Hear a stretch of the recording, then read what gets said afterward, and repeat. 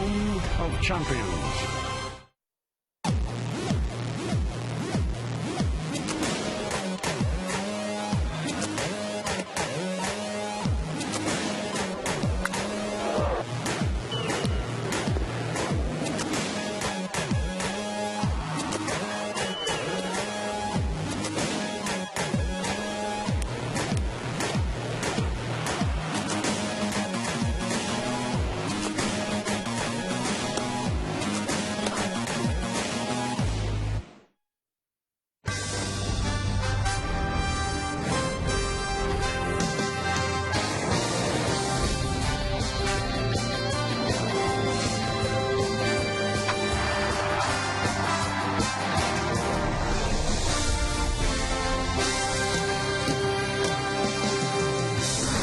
It's not an emergency, but it is an event every time the big man takes the mound, and he will start for the Yankees tonight on a beautiful Tuesday evening in New York City. The Yes Network presents New York Yankees baseball. It's the world champion New York Yankees against the Baltimore Orioles in the middle game of a three-game set from Yankee Stadium in the Bronx. Hello, everybody, and welcome to Yankees baseball along with Ken Singleton. I'm Michael Kay. Well, the Yankees lost the first game of the series. They've now lost two in a row. Now, when you have a losing streak of any kind, you want CC Sabathia on the mound if you're the Yankees. So let's take a look at tonight's New York Lottery pitching matchup. Jake Arrieta is going to go for the Orioles. The youngster, 4-6, 5.11. And Sabathia, 19-5 with a 3.02. And last time out against the A's, Kenny, I don't know if he's ever been much better. Well, CC's been great of late. He's won his last 6 starts, including the last one against the Oakland A's, right here at Yankee Stadium, where he has been spotless this year. CC in 8 strong innings against the A's gave up 1 measly hit. The Yankees, of course, went on to win the ball game. CC Sabathia has been on his game at the stadium this season. You've got to take a look at the numbers. They're silly numbers. They're sick numbers. 19 wins, that leads baseball. Last 21 home starts dating back to last year, 16-0, 2.05. Career against the Orioles, 18 starts, just 13-1, 2.59. And in his last 6 starts, you can't be much better, 6-0 with a 2.42 ERA. Tonight, he'll try to win his 20th game, something he's never done before. Now, Alex Rodriguez did something yesterday that's never been done before in Major League history. Picked up 100 RBIs in his 14th season. We'll hear from Alex next when we return on segment 2.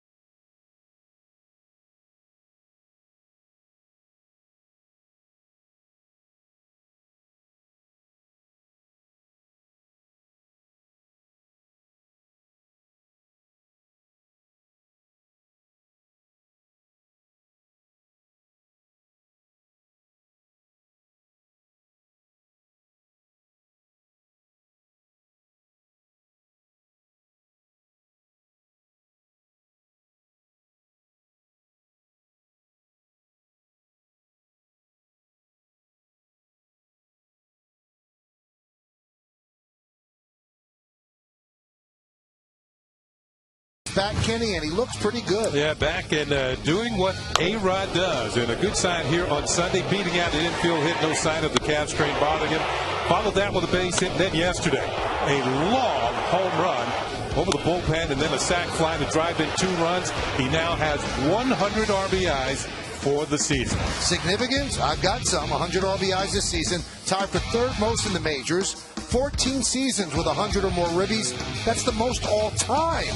And 13 consecutive seasons with 100 or more RBIs, tied for most all time with Jimmy Fox and Lou Gehrig. That is amazing stuff. Jack Curry caught up with Alex Rodriguez and asked him the significance of this achievement.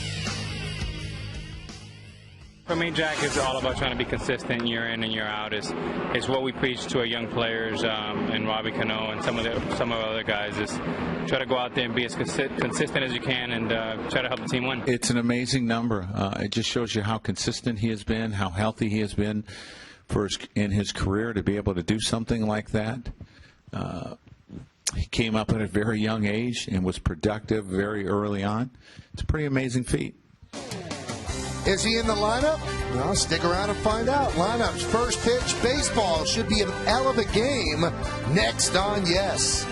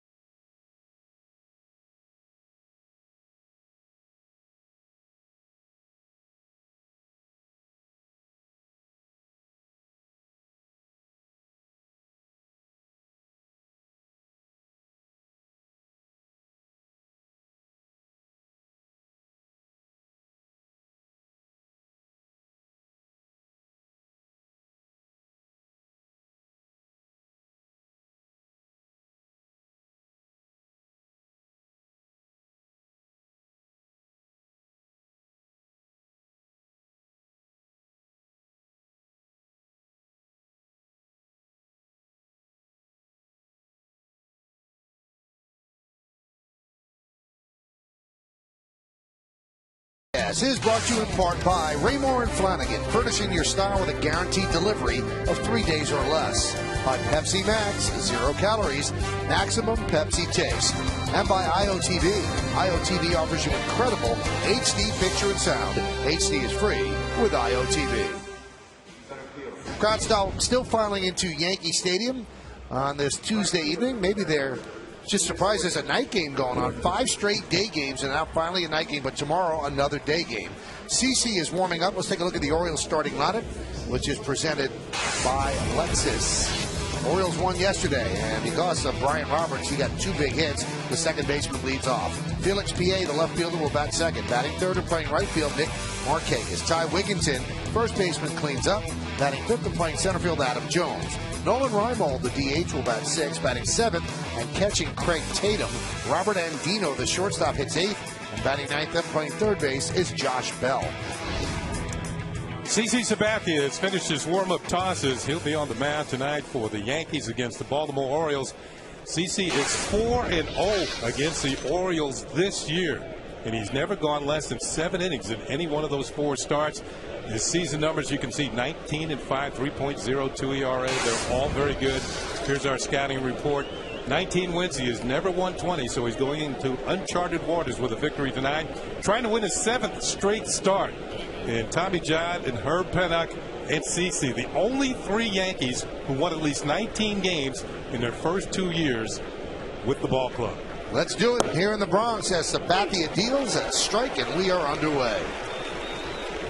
First batter of the game against CC this year, 4 for 26. That's a 154 batting average. Always a good idea to get the first guy out. Roberts had 3 hits and 5 at bats, but 2 of them were very big. That one is lofted into center field, and that's going to dunk in front of Granderson for a base hit. So Roberts continues to hurt the Yankees. 4 hits in 1+ games. Yeah, broken bat single into center field. He dunks one in there. That will go down a hero.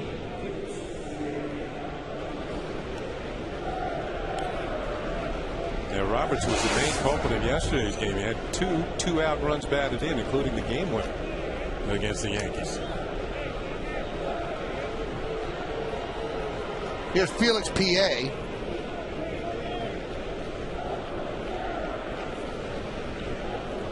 P.A. yesterday was 1 for 4 with a run scored. Pitch is inside. Yeah, there was a time when PA would be not in there against left-handers, but he has really come on since coming off the disabled list, and now Buck Showalter feels confidence in this young man to play in the outfield against a left-handed pitcher, the likes of CC Sabathia. Grounded foul.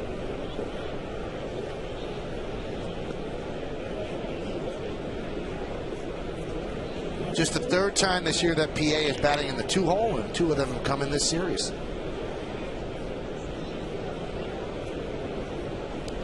There is the Oriole manager, 20-13 since Buck took over.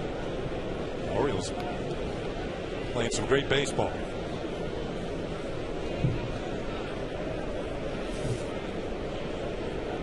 Robert certainly makes the Orioles a different team. You know, this is a team that didn't have a leadoff hitter when he was out in the bad back.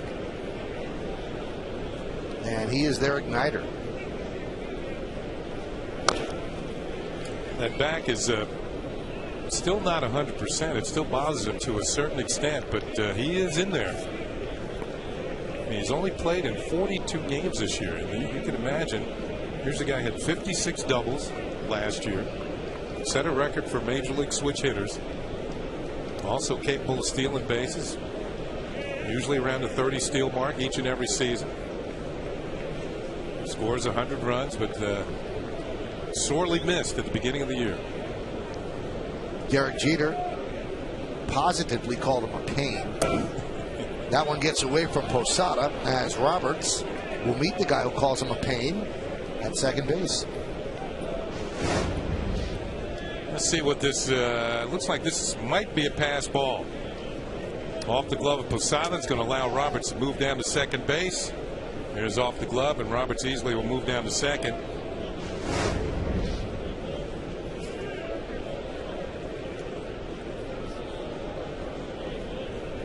And they do give a pass ball on that. PA fouls it off. How important is Roberts to this team? Well, first of all, they're 52-86. So that means they're 34 games under 500. Roberts has played 42 games. In the 42 games, the Orioles are 21-21. And that's what he's done the last 5 seasons, and that's what they missed. That was what was out of the lineup. Look at the stolen base totals. And, twice over 50 doubles. 4 times over 40. Count 3-2 to PA.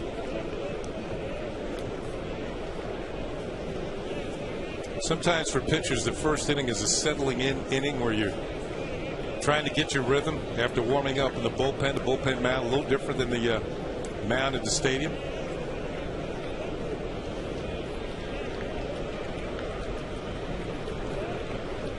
Missed outside, so PA walks. Rocky beginning here for CC Sabathia.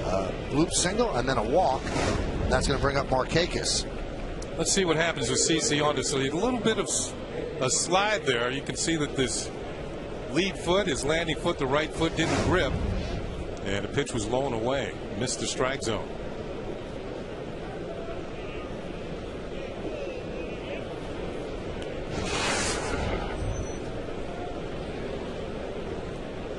Nick Markakis, 9 homers and 50 ribbies.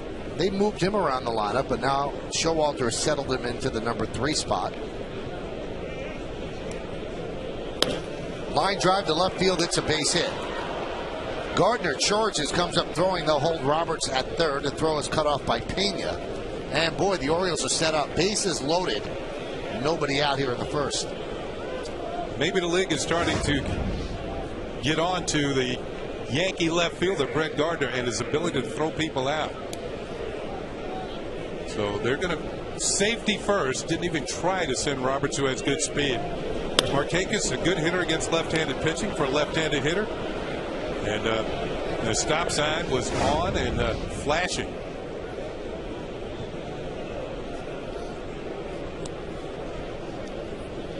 So here's Ty Wigginton,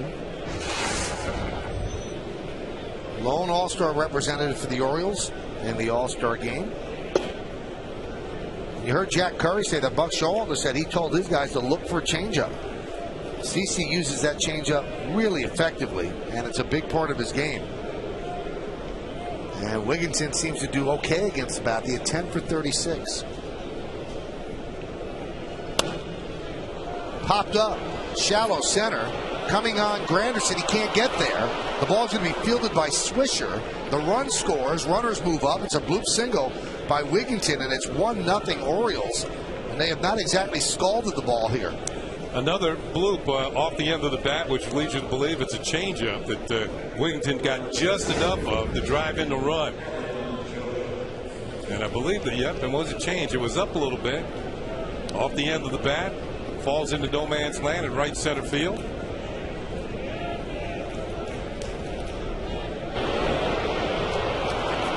As the runners move up 90 feet.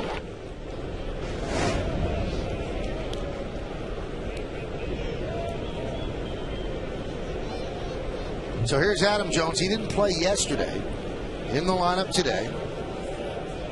He is shaking off the effects of being hit in the middle of the back by Gavin Floyd of the Chicago White Sox. That had him on the shelf for a few days. Pitch outside. Believe it or not, maybe not in the middle of the back, maybe in the left shoulder blade. And he had to have a cortisone shot to try and relieve the pain.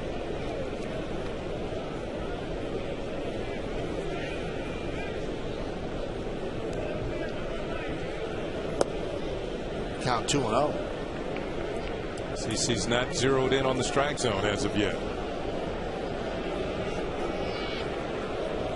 Not too bad against Sabathia. 6 for 21, one of the 6 home runs. Now, as great as CC has been of late, he has allowed first inning runs in 3 of his last 5 starts.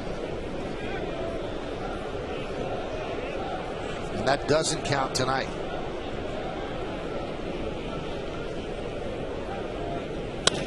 Hot shot, base hit to left field. Scoring is PA. They're waving home Markakis. Here's the throw. Here's the play. He's safe. A 2-run single for Jones. And the Orioles lead 3-0. This time, third base coach Gary Allenson took a chance, and he's going to send Markakis on the hot shot off the bat of Adam Jones. See Markakis just about the third base as Gardner picks the ball up. Now the throw is in time, but it's a short hop to Posada. He can't handle the hop, and the run will score. That's a tough play for a catcher. The ball off the thumb of his glove, doesn't handle it. We see it on Yesmo as Markakis scores the third run. Well, that's a tough play for Gardner to absorb because the throw beat Markakis by about 10 feet. Yep, they're in plenty of time, but cannot be handled on the short hop by Posada. And you can see Markakis slid right into the shin guard of Posada. Posada had the plate blocked. He just didn't have the ball. Still nobody out, first and second. And here's Nolan Reimold. Off speed inside, 1-0. Usually you see CC peppering the strike zone. He's fallen behind on several of the hitters here in this inning. Reimold has spent most of the year in AAA. There's that changeup. Started the year with the Orioles recovering from Achilles heel surgery. Got off to a very slow start, went to the minors, got off to a slow start at AAA, then started to come on and got called up here in September. The 1-1. There's a strike. Just nipped the inside corner, 1-2.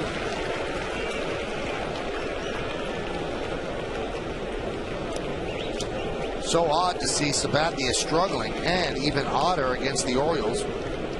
13-1, 2.59 lifetime.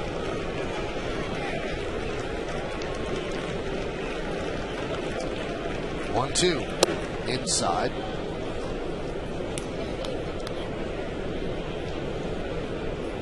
The last 8 games he's had against the O's, 8-0, 2.11. Those are his last 8 starts.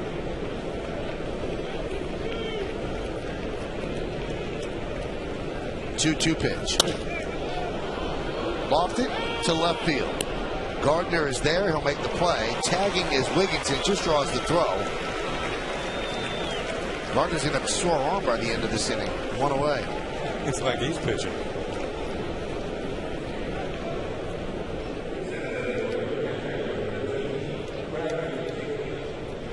Here's Craig Tatum, the catcher. Seventh batter coming to the plate for the O's. He is the backup to Matt Wieters, and known as a good, solid defensive catcher with good throwing arm.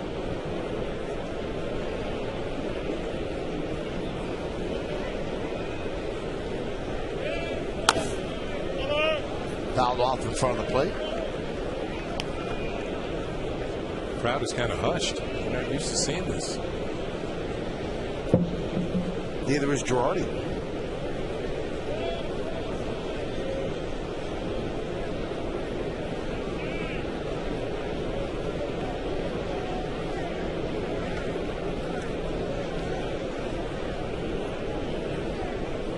The 0-1 from CC.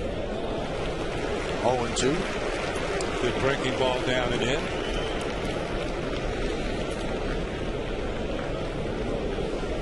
Bloop single by Roberts started it. A walk to PA. Line drive single to left by Markakis. Bloop RBI single by Wigginton.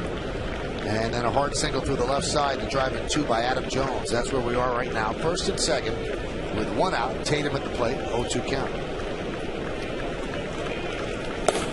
And he goes down on strikes on the change.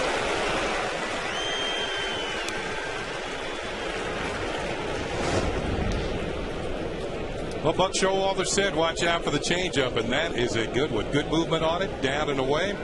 We're going to see it on Yesmo. You can see the grip. CC Sabathia taught his changeup, his vaunted changeup, by pitching coach of the Cleveland Indians back in the day when the CC was there, Dick Pole. Here's Robert Andino.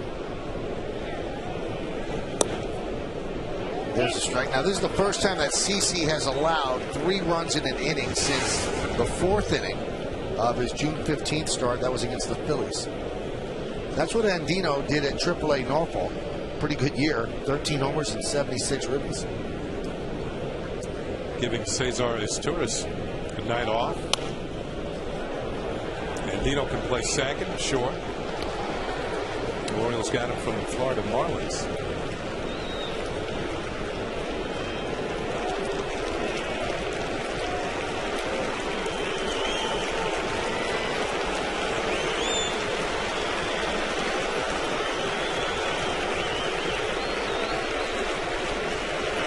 The 0-2. That one is driven deep to left field. Gardner back, still back, rights himself and makes the play. Boy, did he see a lot of action out there. Sabathia gives up 3 runs on 4 hits.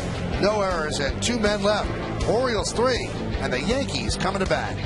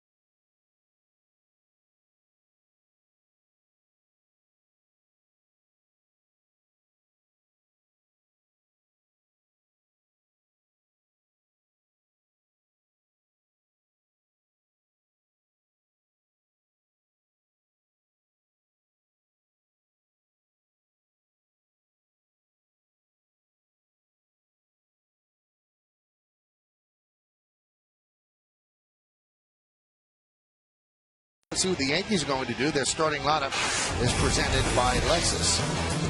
Brett Gardner's in left field. He'll lead off. Batting second, the captain, the shortstop, Derek Jeter. Mark Teixeira at first base. He'll hit third. Cleaning up and playing second base, Robinson Cano. A-Rod just has the night off. Nick Swisher's in right field, batting fifth. Batting sixth and DHing, Lance Berkman. Jorge Posada will catch. He'll bat seventh.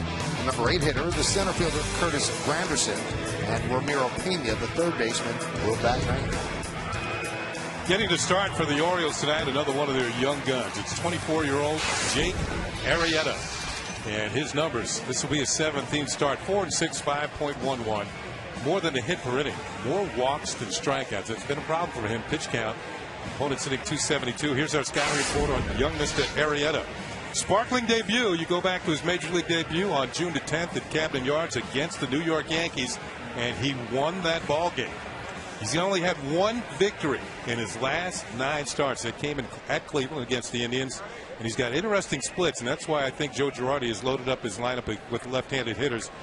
Right-handed batters hitting just .216 against Arrieta, but the left-handed batters are hitting .318 against him.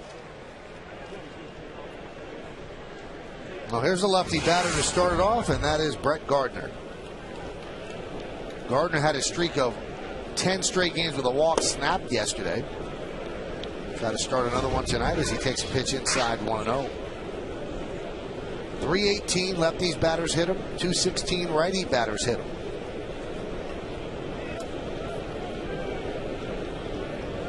The 1-0. Strike. And what that tells you is that he doesn't really have an off-speed pitch or something that's moving away from the lefties just to throw them off balance. It's basically fastball, breaking ball. And if he makes mistakes with the breaking ball, it's going to be hit hard. Of course, a misplaced fastball. That's a beautifully placed bunt. If he does that more often, he's a .320 hitter. So a bunt single for Gardner. Well, we were talking about Juan Pierre, who leads the league, leads all active players in bunt hits. Even Juan Pierre would be proud of this one. That is a beauty. All Josh Bell can do is just pick it up, put it in his pocket. Here it is on Yesmo. And of course, once Gardner gets it in play, even in Yesmo, he's pretty fast. Let's see if he runs. He has 40 stolen bases. That'll bring up Derek Jeter. Derek on this homestand. Remember, he dominates here at home. 4 for 28. 5th bunt hit of the year for Gardner, incidentally. And there's a strike. You were talking about Gardner and the possibility of the steal. 17 attempts since the All-Star break. He's only been caught one time, and that was in Kansas City by their backup catcher, Brian Pena, on August the 15th.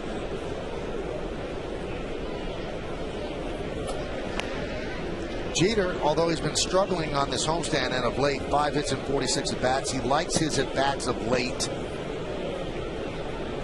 Sending line drives to right field. Yesterday's game, he led off the first inning with a double to right center field. That is a Jeterian sort of hit.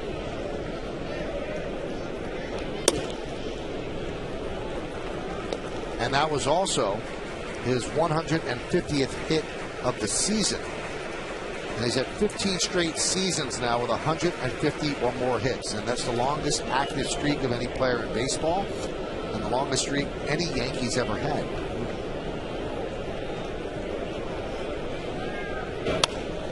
Foul away.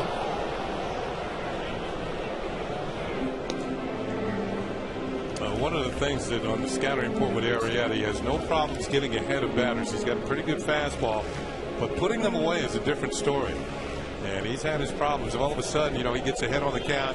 Next thing you know, the count is 3-2, and his pitch count gets elevated, and he has to lead ball games pretty early.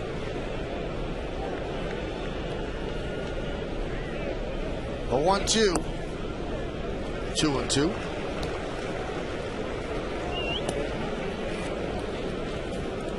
Major League debut was against the Yankees June 10th. 6 innings, 4 hits, 3 runs, 4 walks, and 6 strikeouts. The Yankees do have problems the first time they see a pitcher, but they have seen Arrieta. Runner goes, grounded, and knocked down there by Wigginton. He will flip to Arrieta, who beats Jeter to the bag for the first out. That was a nice swing and a hard hit ball by Jeter, but Wigginton fought it and knocked it down. Yeah, Wigginton had some nice plays yesterday over at first base, and this one, he knocks it down. And Arrieta showing good speed. It looked like he was frozen for a second, but then beats Jeter to the bag with Gardner on the move. There was no play at second. This is the only chance they had to get it out. And Arrieta showed some wide receiver speed. He's frozen, and now turn on the speed and beat Jeter by half a step. That was impressive. Here's Teixeira. Pitch is low, 1-0. Teixeira on this homestand has been on fire, 11 for 25. 440, 1 home run, 7 ribbies, and 6 runs scored on the homestand.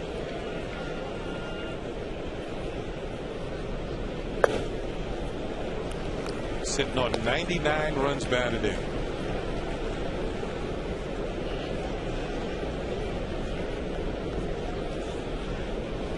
Look at the difference between the first 3 months and the final 3 months.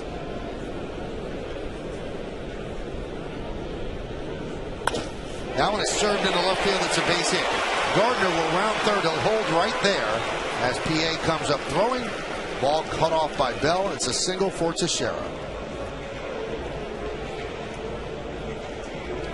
Yankees knocking on the door here in the bottom of the first inning after CC gives up 3. Teixeira with a line drive to left field just in front of PA, and Gardner would have to stop at third. When you're down 3-0, you don't want people thrown out at home plate.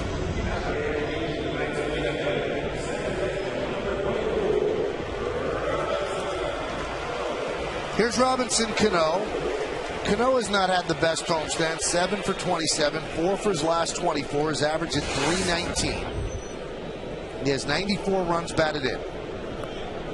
And the 319 is still good enough for 5th in the league. On base percentage of 382.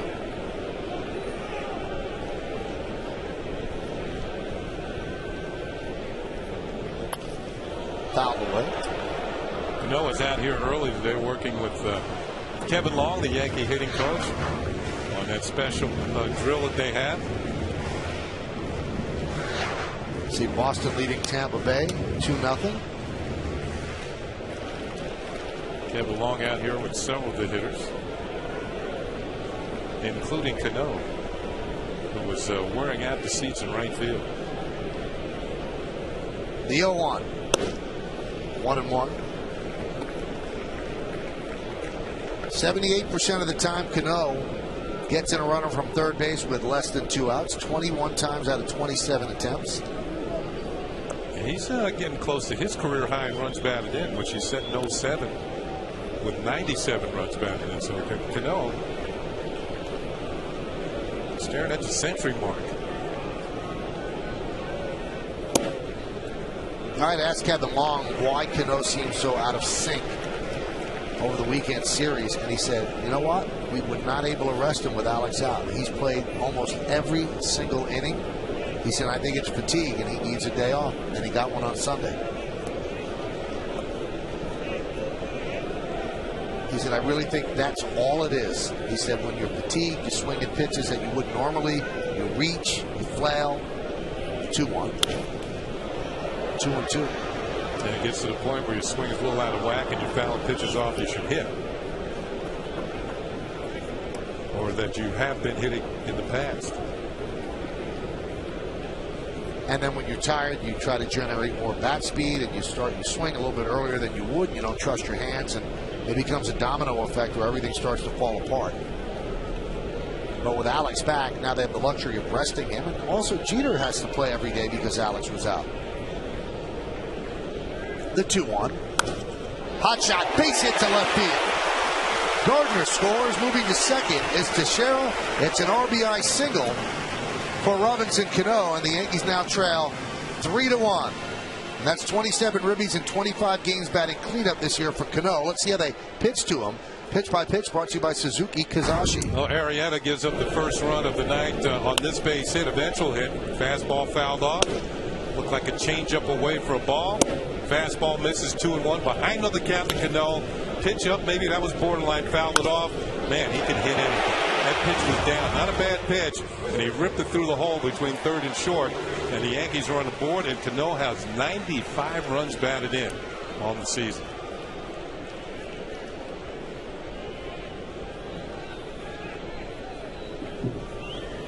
Here's Nick Swisher.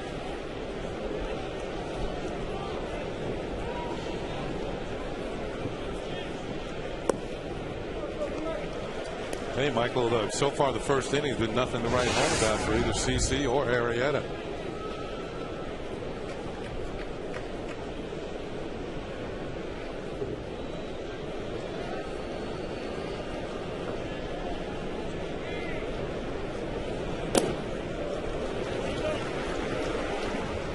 Talking to Swish before the game, and he was all fired up about the college football.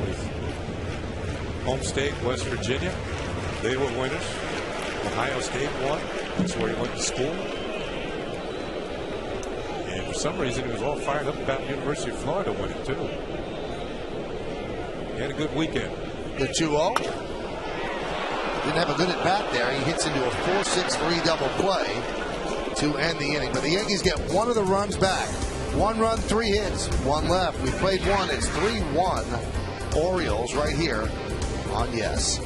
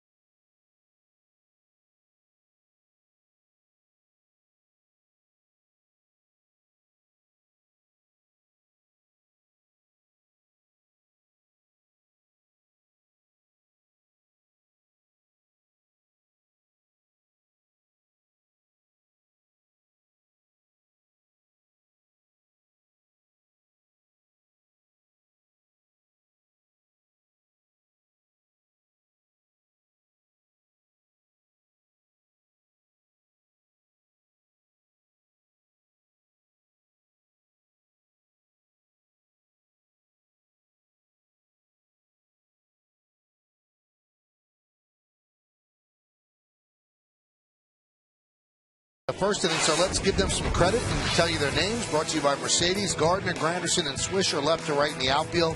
Pena, Jeter, Cano, and Teixeira third to first. Posada is behind the plate, and Sabathia is on the mound.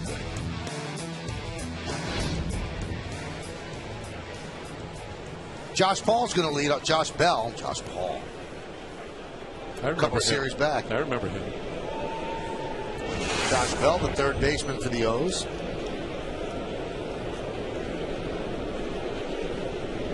Let's see if Sabathia has settled down. Sometimes this goes 2 ways, Kenny. And I mean, you've been around the game forever. Yeah. The guy could say, I don't have it today, or he could get ticked off about the way he pitched in the first inning. Well, with CC, I'd rather go the ticked off mood and come back pretty strong for the remainder of the game. And sometimes you have that one bad inning, it comes early, it takes a little while for a pitcher to settle in. That hasn't been the case with CC most of the time this year. We're used to seeing very good pitching from him, particularly here at Yankee Stadium. But you can have a bad inning, then all of a sudden things start to kick in, and then you shut things down from that point on. There's that change nipping the outside corner. Hey, one Bell ringing up another one. Home plate umpire Wally Bell.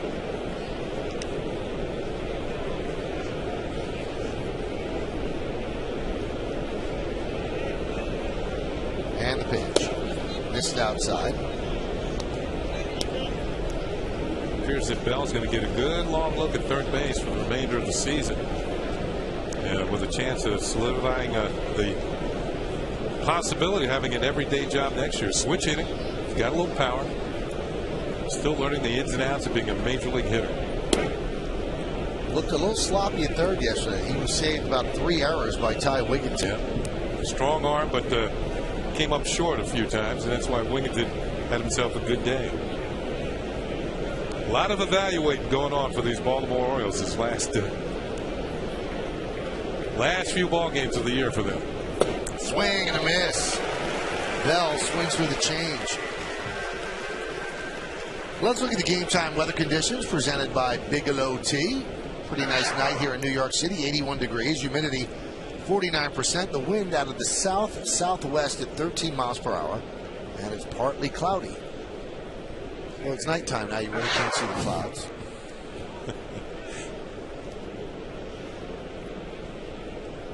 Here is Brian Roberts, started that first inning with a bloop to center field.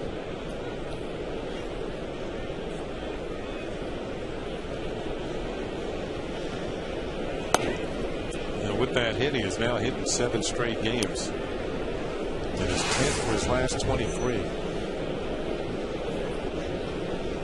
And he's now reached in his past 18 straight, 19 straight. This is what a leadoff hitter's supposed to do.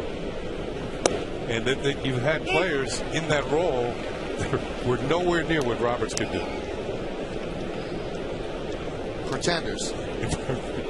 They were trying to force people that didn't have leadoff skills into that spot. They were just keeping it warm till he came back. Hoping he came back. With backs, you never know.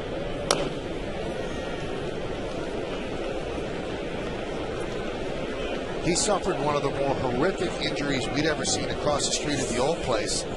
He was covering first base on a bunt, and his arm was shattered pretty much. And you wondered, would he ever get back? Yeah, Bubba Crosby. Yeah, he got back. He was covering first on a bunt play, and Crosby went to throw was into the runner. And Crosby just, you knew something immediately was wrong. Dislocated elbow.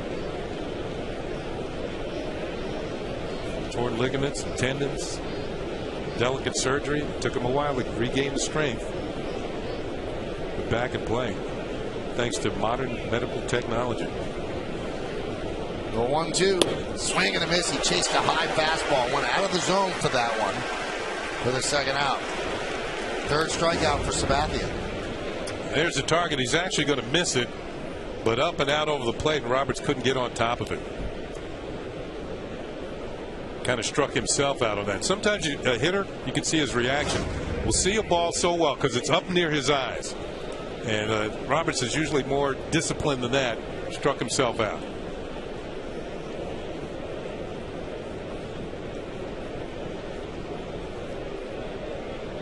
Here's Felix P.A. Swing and a miss. Breaking ball. I always felt when you're facing the top pitchers, that's when your plate discipline has to be at its best. When they miss, don't go after it. It's hard enough hitting the best pitchers. Make them throw strikes.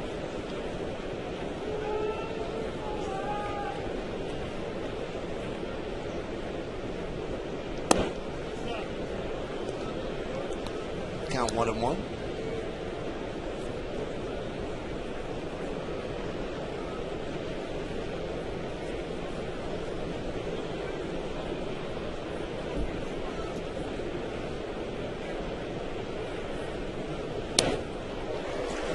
Big cut.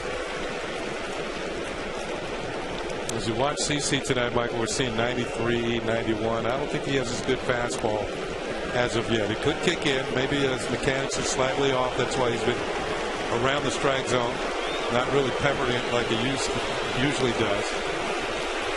Can he strike out the side? Almost. PA fouled it off twice.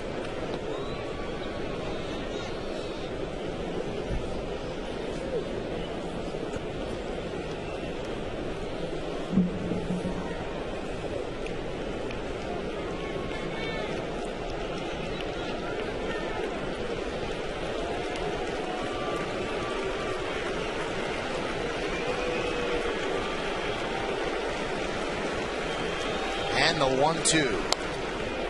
Line foul.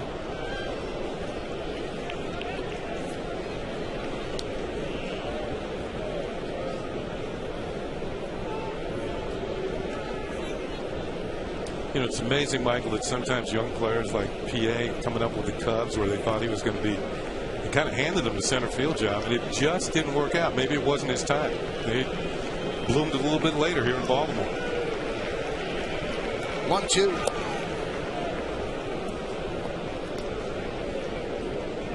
And Andy McPhail, the GM of the Orioles, was with the Cubs, so he knew him. He's got speed. He throws pretty well. matter of becoming a better hitter. Now, he's been out for a long period of time this year, but his batting average is good. His other numbers are kind of low because of it. 2-2. Squibb toward third, fielded there by Pena, and CC comes back strong. 1-2-3 inning. In fact, he's retired the last 6 in a row. Go to the bottom of the second. Orioles 3, Yankees 1.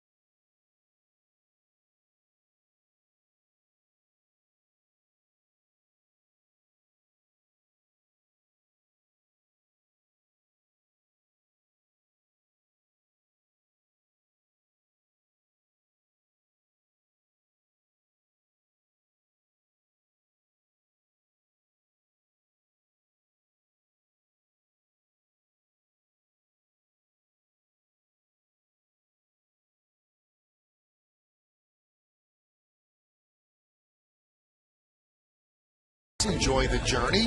One more game on the homestand. Longest homestand of the year is tomorrow afternoon at 1:05. Mark that down and join us on, yes, Thursday is travel day for the Yankees as they head to Texas. 3 games against the Rangers, 3 big games against the Rays. Then the 16th, another travel day as the Yankees head to Baltimore to face the Orioles. Here's Lance Berkman. It'll be Berkman, Posada, and Granderson against Arrieta, and there's a strike. Arrieta at AAA, 6-2, 1.85. So he was certainly able to get out lefties there.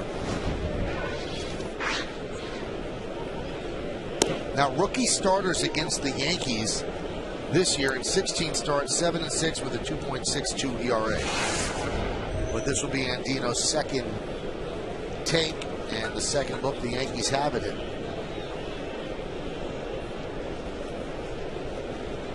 The 0-2.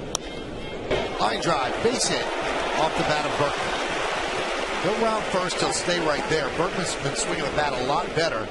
Leadoff single. Let's check out the Orioles defense, which is brought to you by Mercedes. In the outfield, you've got PA in left, Adam Jones in center, and Nick Markakis in right. Infield, Bell, Andino, Roberts, and Wigington third to first. Tatum behind the plate, and Arrieta is on the mound.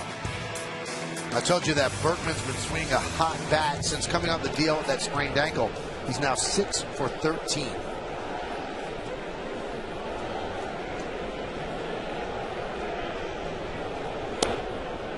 Picked up that base hit on an 0-2 pitch.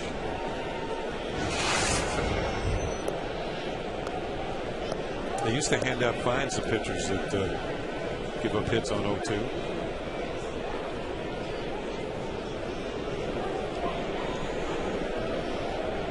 Now you get reminders.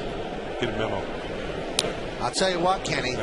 That kind of thinking is why baseball games last longer. I never understood. Why don't you try to get a guy out on the second on 0-2 pitch? Why would you want to waste him? No, it's not so much it's how you waste it. Right, a waste it or a waste. Yeah, you want to get it close enough to the strike zone that the guy might chase it. Sometimes it just seems like a hitter knows why. I don't want to give up an 0-2 hit, so it's sky high. Exactly. That's not pitching. That's just throwing the ball. The 1-1. There's a ground ball to short. There's one. There's two. Second double play induced by Arrieta.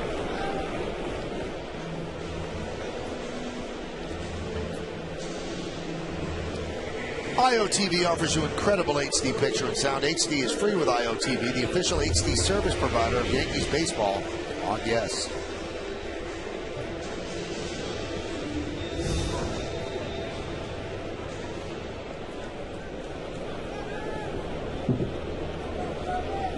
Here's Granderson. 8 for his last 27. And a pitch outside, 1-0.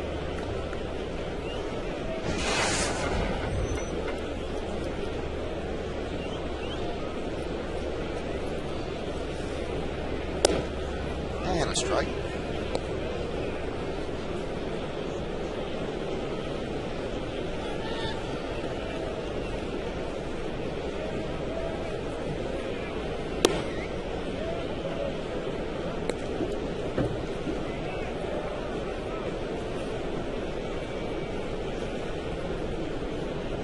Orioles lead 3-1. We're in the bottom of the second. 2-1. 2-2. Good live fastball, 94 miles an hour.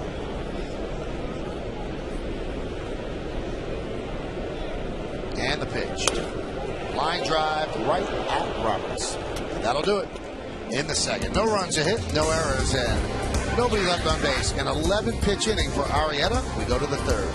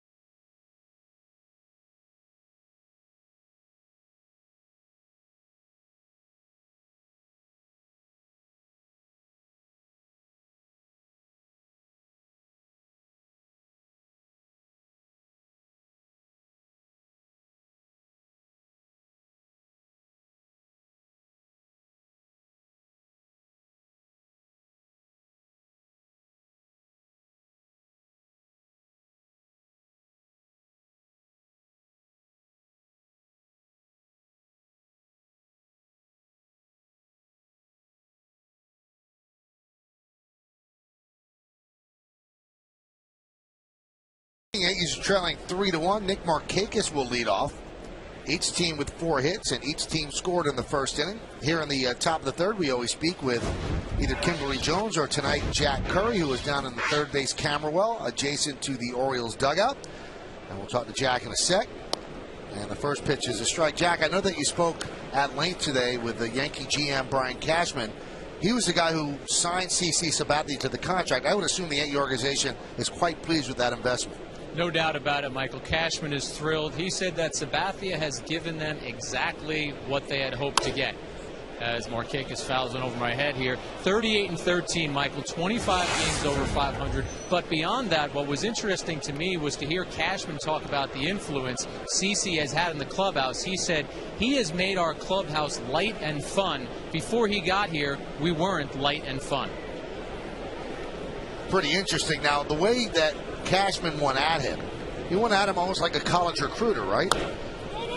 He absolutely did, and this one's going to roll foul too, Michael. He said that CC hadn't had a conversation, Cashman hadn't had a conversation with CC's wife.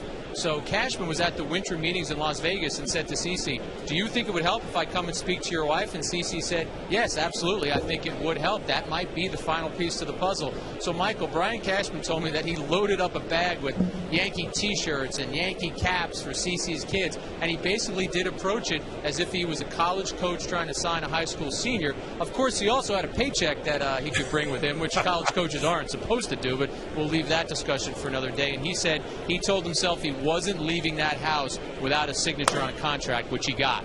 There's a grounded Pena, and Markakis is out. So what he got him to do, Jack, was sign a 7-year letter of intent.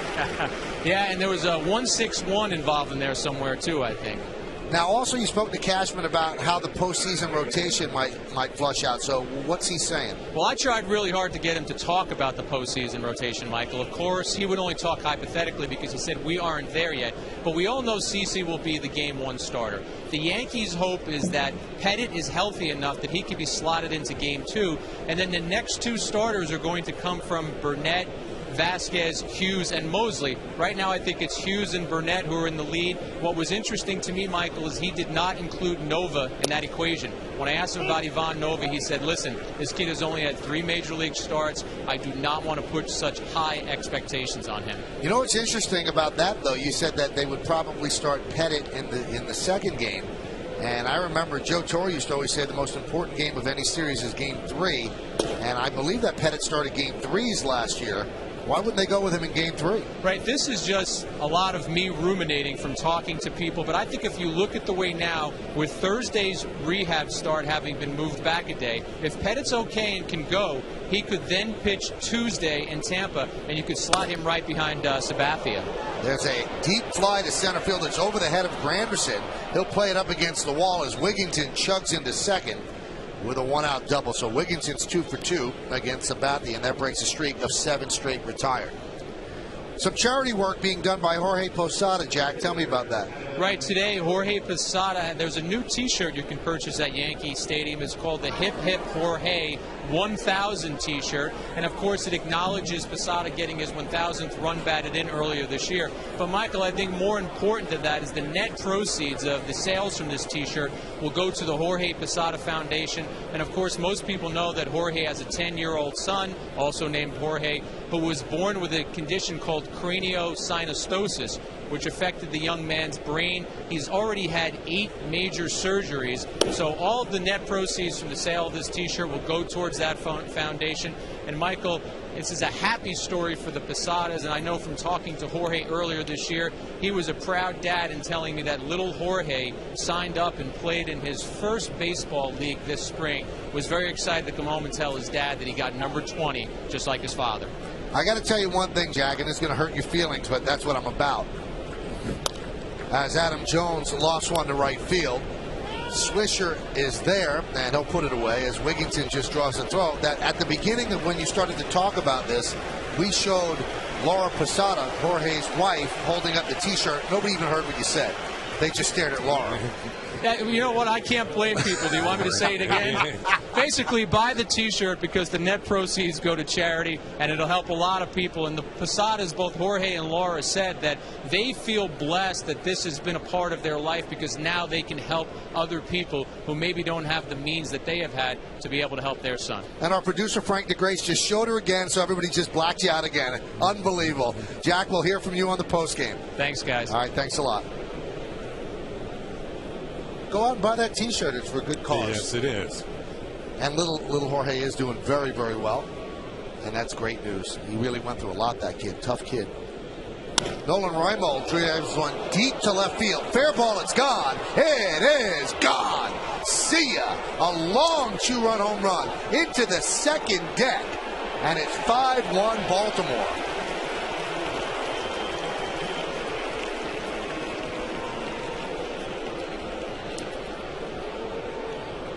Well, Reimold flew out to left field his first time up, but this time he gets into one. Let's see what the pitch is here. It looks like it's not a changeup. It's a fastball, but it's right down the middle. And this is his 3rd home run into the second deck. 3rd home run of the year, but this one's only the 2nd one I think we've seen in the second deck in left field. Hot shot up the middle, a base hit. So Sabathia getting hit harder than we have seen in recent memory. 7 hits so far. Here's another look at the home run. Reimel on the first pitch. Jose Guillen earlier this year went into second deck in left field. Reimel spent most of the year at the AAA, but now a big home run tonight. Young man hit his first major league home run. That one's popped up Against the Yankees. off the bat of Andino. Cano will make the play, and that's going to do it. But 2 runs on 3 hits, no errors, and 1 man left on base. We go to the bottom of the third. It's 5-1 Orioles.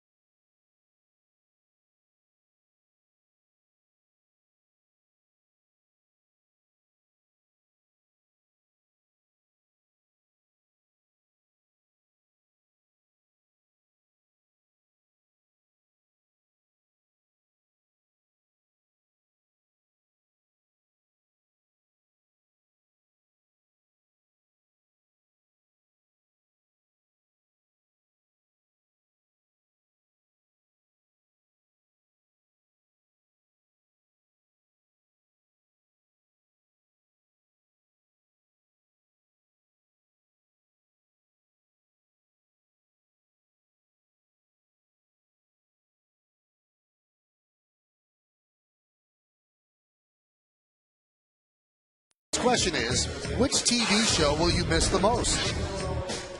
Text your vote to 58772. Standard text messaging rate supply. Will it be 24? I think John J. Filippelli will miss that. Will it be 2, Law and Order, or will it be 3, Lost? I still miss Friends. You know, the question is what's replacing those 3? Well, there's a shorter version called 12, so it's a little... And found in complete chaos. That's right. Let's see if the Yankees can make up this 5-1 deficit to the rookie Arrieta.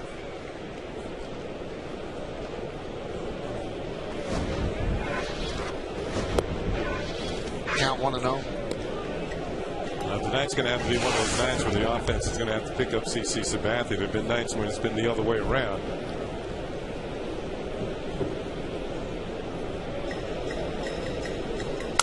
Shattered bat and a ground ball ashore. Andino. And a scoop by Wigington, who's really flashing some leather in this series. Yeah, Wigington played a lot at second base in the absence of Brian Roberts early this year. Here it is on Yesmo. As the bat just explodes in the hand of Ramiro Pena. Andino on the run, a little bit short, doesn't bother. Wigington at first base comes up with another one. I think that's at least 4 short hops he's come up with this in this series.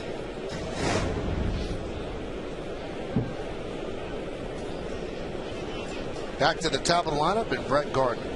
He led off the first inning with a bunt single up the third baseline. And there's a strike from Arrieta.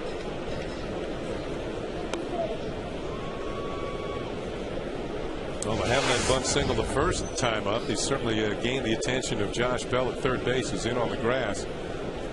But if he gets it down where he got the first one down, Josh Bell's not going to throw him out. First one he got to.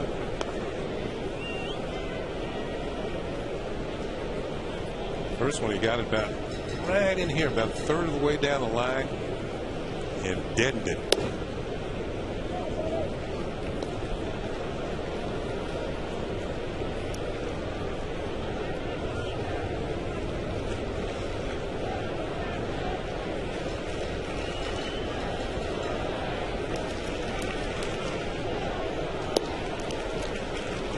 3-1 to Gardner.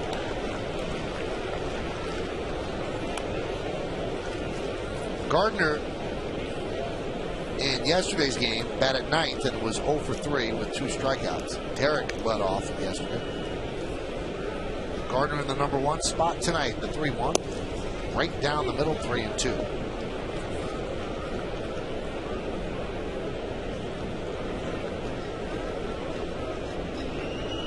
Francisco Cervelli's view.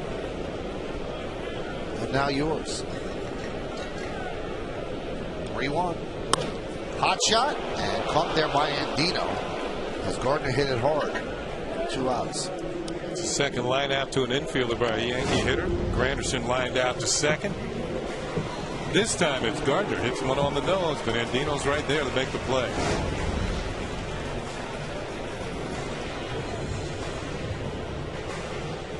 Derek Jeter hit a bullet just to the right of the first baseman Wigginton, who knocked it down, kind of boxed it. The play was actually made by Arrieta, who beat Jeter to the bag just barely. Derek 4 for 29 on this homestand. Right back to Arrieta, and he flips to Wigginton in a 1-2-3 inning for the rookie pitcher for the Orioles. We go to the 4th, 5-1-0s.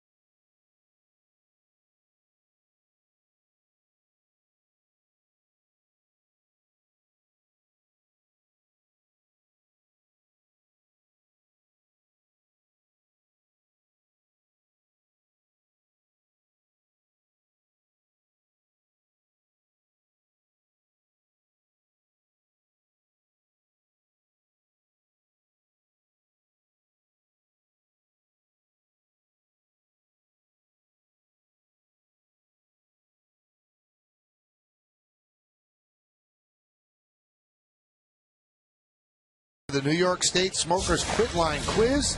Who was the last Yankees pitcher to lead the American League outright in wins? That makes you go, We'll find out in the bottom of the 4th inning. Now, a couple of starts ago, CC Sabathia gave up 5 runs against the White Sox. But the Yankees scored runs for him, and they won that game 12-9. So will the Yankees score the runs they need to get Sabathia back in this game and get him his 20th victory? And he's going to have plenty of tries for the 20th. Last year, he started against the Tampa Bay Rays. His final start of the year with a chance at 20. Didn't pitch well in that game. He's never won 20 in his career. That's one line that's missing off his resume. And CC has insisted, doesn't mean anything to me as long as we win championships. And Joe Girardi said, well, he says that now. He said, but it'll be a nice thing when he's retired to look at the back of his baseball card and see I won 20 this year or that year. Yeah, when you got your grandchildren sitting on your knee and see that used to be me. Nowadays, you can show them the HD video. You pop in that DVD. Or DVDs might be passé by that time. Oh, by that time, they'll be mind melding. And check out this breaking ball. CC might keep this one off the DVD. And it looked pretty good. Didn't get the call.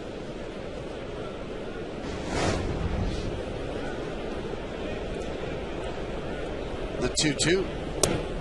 There's strike 3. And Bell down looking. Bell's 0 for 2 with 2 strikeouts. He doesn't agree with that call.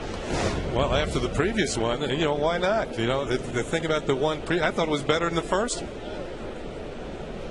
The other one's a little better. It was a little higher. They cut the plate in half. Got the knee? Yeah, got the front knee. Here's Brian Roberts. He's 1 for 2. Last time up, struck out, chased a fastball up in his eyes.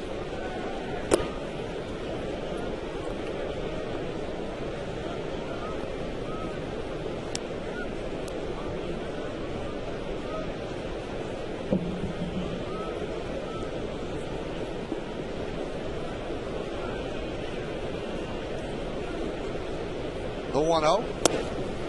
There's a strike.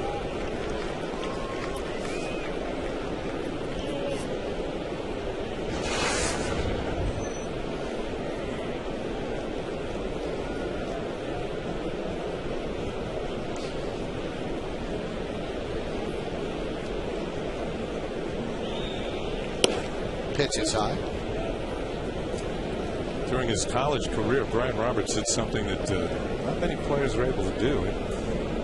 When you say that he played for Carolina, you have to say which one, because he actually played for North Carolina, then he played for South Carolina. Tipped a lot of people off. Well, the thing about it was his father was the coach at North Carolina. Right.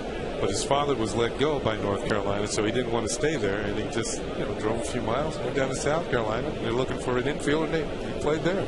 Well, if he really wanted to take him off, he should have driven like 5 miles to Durham and just go to Duke.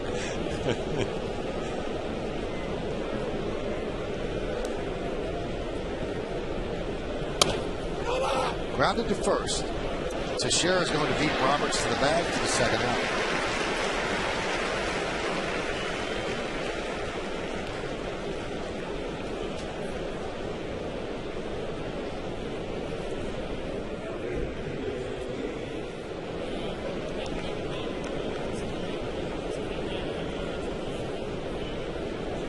CC had a rough first inning, a strong second, a rough third, and now he's 1 out away from having a strong fourth inning.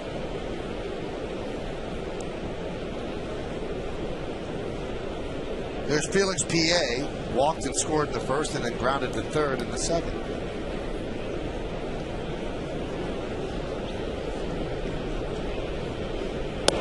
There's a strike.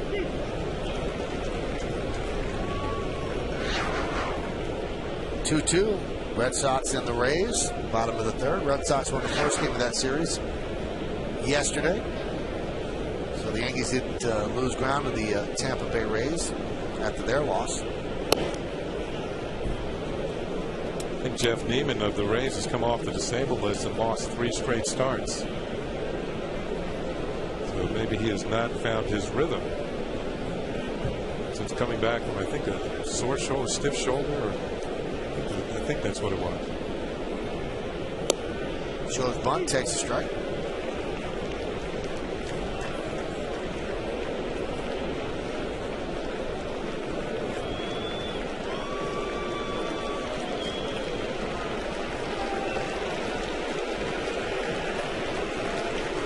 Another big crowd here at the stadium looking for the final out of the fourth. And the pitch. Missed outside.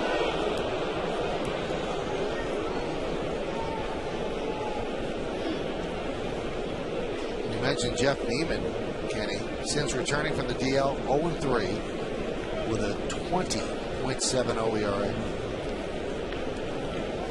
2-2. Rounded to second. Cano get PA in a 1-2-3 inning. For CC Sabathia, we go to the bottom of the fourth. 5-1 O's.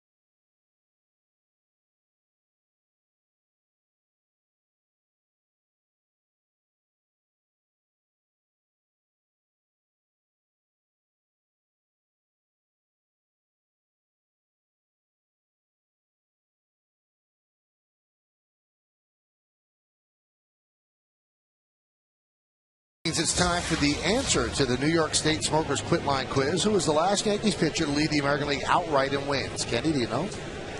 Should I say Andy Pettit? Let's see. Oh, my goodness. Wow, 21 wins, 96. His second year in the bigs. Andy's just looking to dominate Trenton. Or whoever Trenton's playing. The Fisher Cats. Fisher Cats, Yeah. that's right. Those weasels. Count 0-1 to Teixeira, who singled his first time up. Hey, Kenny, birthday wishes have to go out tonight. You know, Double birthday wishes. I saw one of the birthday ladies.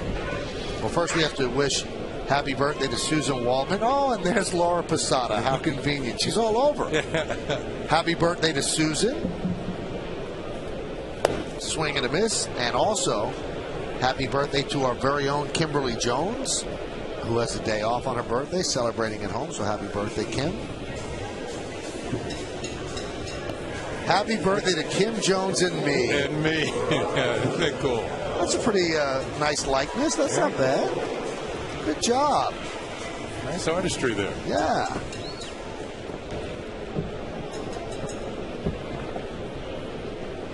Here's Robinson Cano.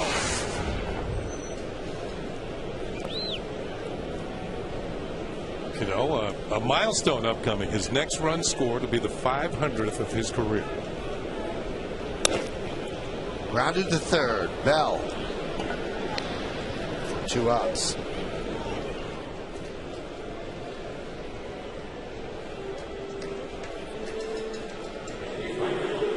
That's going to bring up Nick Swisher.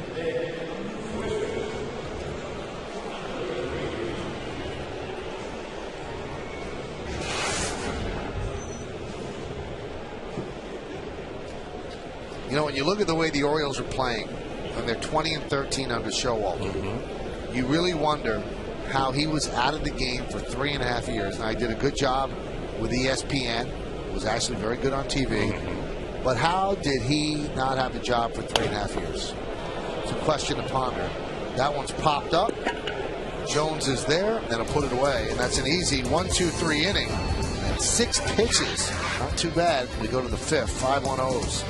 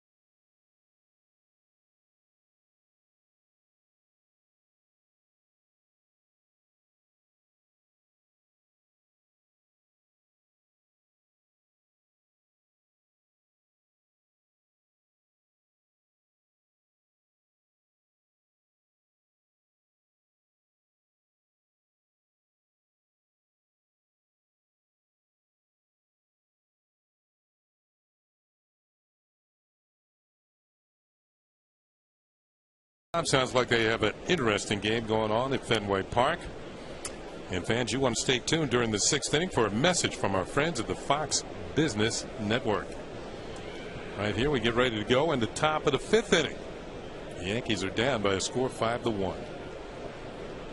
Nick Markakis will lead off against Sabathia. Markakis 1 for 2. and I got a piece of Posada. Marquez had a hit. He's 1 for 2, as Michael said. And we'll listen to this one. This will make you rethink being a catcher. Oh. But our buddy John Flaherty says it doesn't hurt. Yeah. That's what he says. Yeah. Mm-hmm. Maybe he doesn't remember it. The 0-1. I was saying about Marquez, he is the second leading left-handed hitter in the league against lefty pitching. He's over 340 against lefties with the 1 for 2 tonight. Brennan Bosch, the rookie outfielder for Detroit, is number 1. I looked at tonight; he's hitting 354 against left-handed pitching. Now, when the Yankees played the O's, Kenny, or the Tigers, I'm sorry, he looked like he was starting to really come down. I thought the league was catching up to him. Maybe he's starting to go back up. Well, he's one of the candidates for Rookie of the Year. Absolutely. I mean, in the series the Yankees played him in Detroit early in the year when he was awesome. Yeah.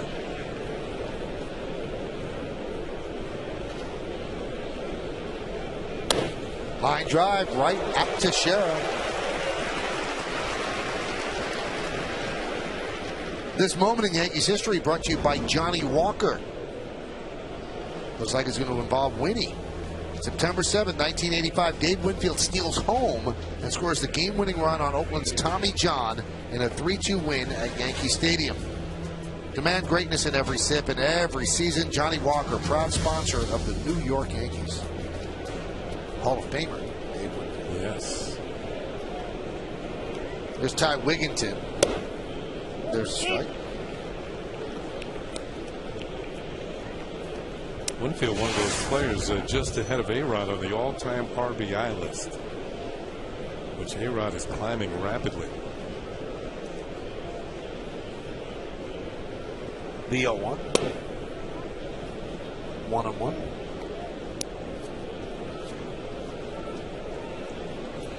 There's Alex, who picked up his 100th run batted into the season. Now has 1,806 in his career. Now, for those that are wondering, why isn't Alex in the lineup? Everything's fine, not a recurrence of the calf injury. Joe Girardi simply did not want him to play 4 games in a row. And I played the first 2, but he's going to play tomorrow. He didn't want 4 in a row, so he gave A-Rod off tonight. A-Rod tried to politic his way into the lineup, and Girardi said no.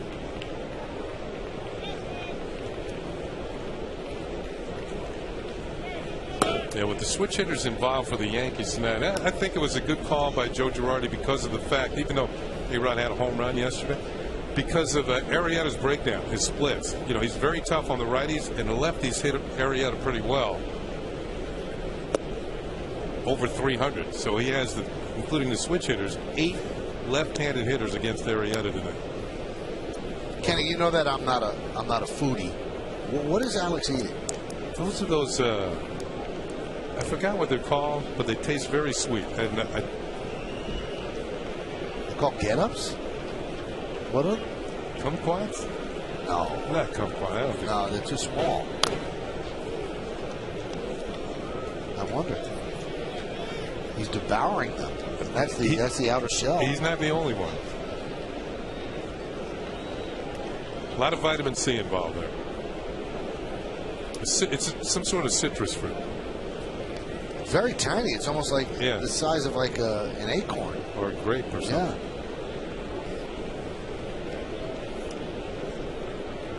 Three-2. Grounded to Pena. Boy, he stayed with a very tough hop off the lip of the grass for the second out. They're called Ginnups, I'm told. Ginnups, huh? Ginnups. Here's Pena.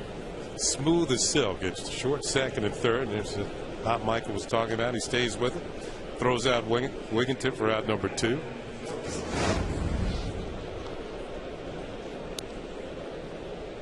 Called Ginnups? No, that can't be true. K-Napa? I guess the players call them Ginnups, but they call K-Napa. Yeah, okay. I wonder if you eat enough of them, you get into the Ginnups Book of Records. There's a strike to Adam Jones. That week off really fired you up, Kenny. You know what? I am going to be fired up when I get to Tampa Bay, too. I'm looking forward to it, aren't you? That should be great. That's a big series coming up. The 0-1. High fly ball, right field. Swisher is there.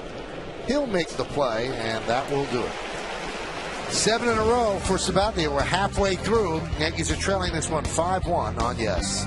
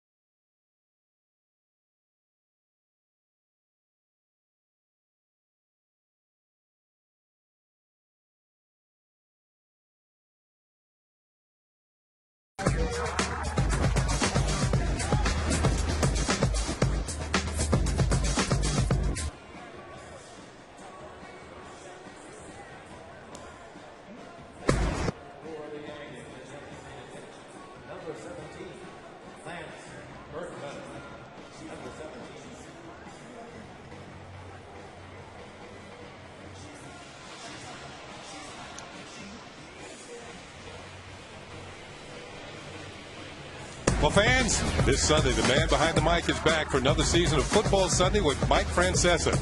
Turn to Yes every Sunday morning for a preview of this week's Jets and Giants matchups, plus interviews, analysis, and debate with the callers. All starts this Sunday morning at 9 right here on Yes. And maybe we'll be talking about that man in your picture, Justin Tuck, defensive end for the Giants. Giants getting it on Sunday with the Carolina Panthers. First game of the season. First regular season game in the new Meadowlands Stadium.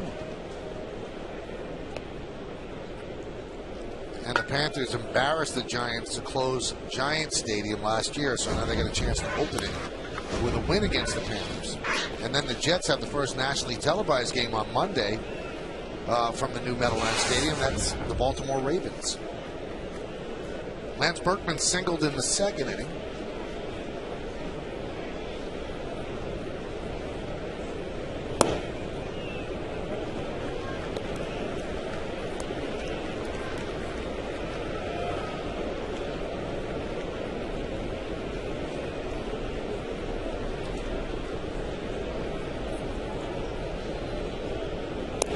There's a strike to Berkman as the Yankees trying to get something going against the rookie right-hander. They're trailing 5-1, bottom of the fifth.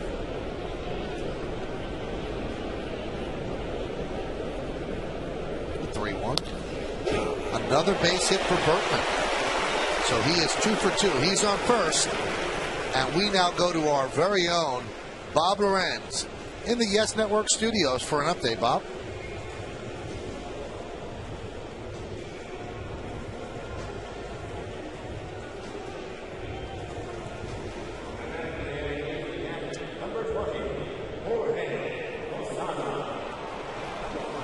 Bob, and we will keep an eye on that, and we'll tell you every single score change that there is. Berkman's now 7 for 14 since returning off the DL.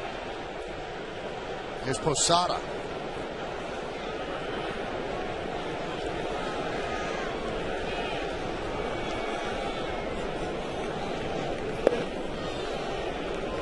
There's an example of the good defensive work by Craig Tatum. Nice stop.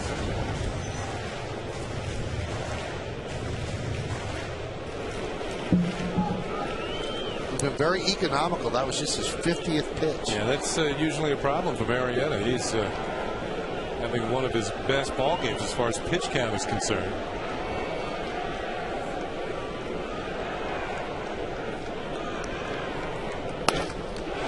Driven deep to center field. Going back, Jones. Still back. Still back. He can't make the play. It goes up against the wall. Berkman's at third. They're waving him home. Here's the throw. Here's the play at the plate. Berkman's in there. It's an RBI double for Posada. And the Yankees now trail 5-2.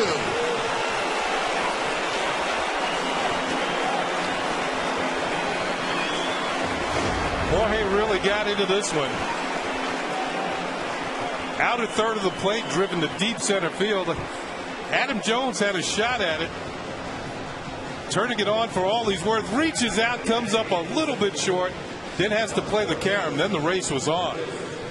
Makes a good throw to Andino, who makes a good throw to Tatum. But in the back door is Lance Berkman. He's waiting to see the ball. Falls in. And now it's a race for home. Waved home by Robbie Thompson. A little bit of a stumble. Rounding third. There he is in the back door, and the Yankees have their second run. That's a great slide by Berkman, and he does go behind the tag, and he reaches it. They appealed at third. He did not miss third. It was the call of the home plate umpire, Wally Bell.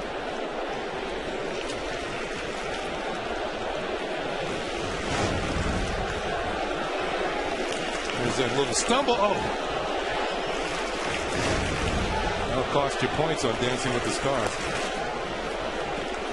Pitch to Granderson is low, 1-0.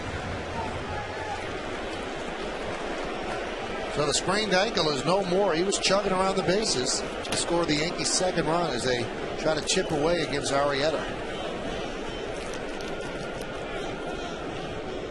The 1-0.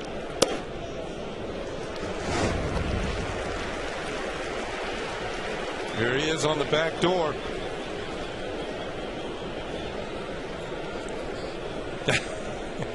Stevie Donahue, cool it off. The engine's running a little hot.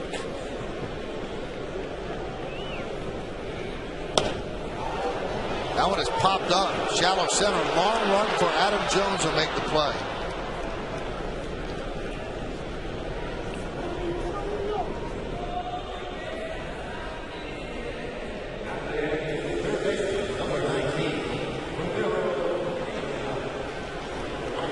So one down. That's going to bring up Ramiro Pena.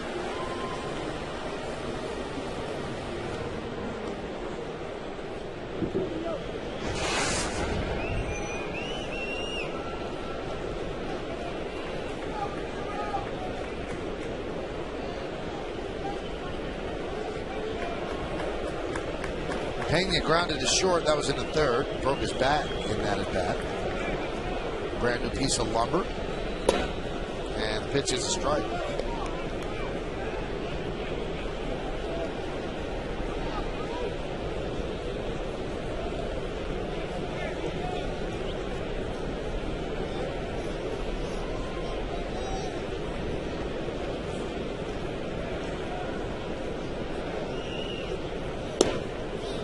And a strike.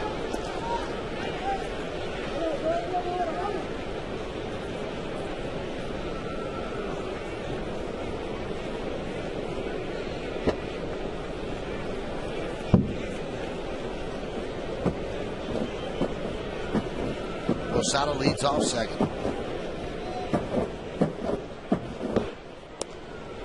Jones in center and PA in left, very shallow for Pena, who has some power. He can drive the ball, but they don't think he's going to drive it that way. You know what? Batting left hand, he pulls the ball quite a bit. There's Nick Markakis is responsible for a lot of real estate on the other side of second base in the outfield.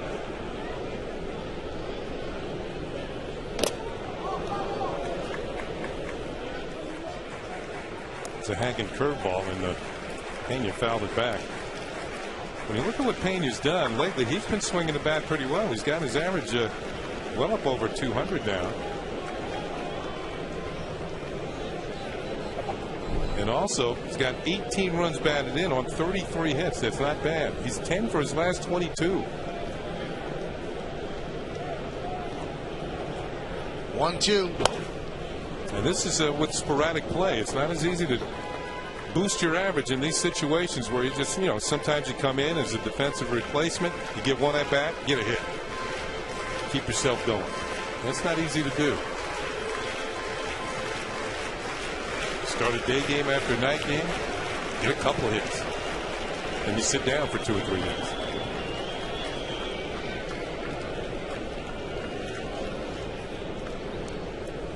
The 1-2. Foul back. Swing.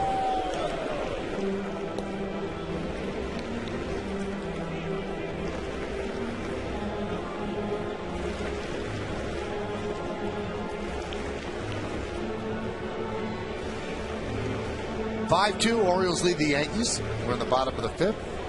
And Pena has now hit in his last 6 starts. So trying to make that 7 in a row.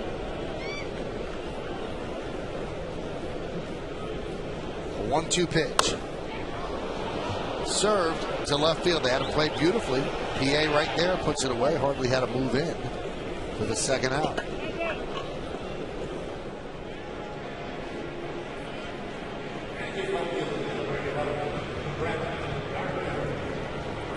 Roberts talking things over with Posada.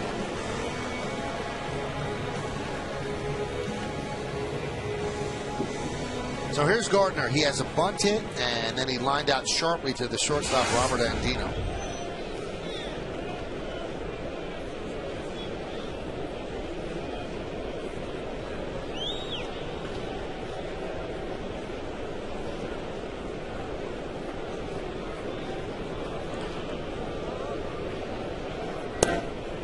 Strike. Arrieta's done a pretty good job of getting his breaking ball over tonight, and there are nights when that hasn't been the case. He's become more or less very predictable, falls behind on counts with the breaking ball, and then has to come in. But tonight you see a first pitch curveball for a strike. Has confidence in the breaking ball tonight.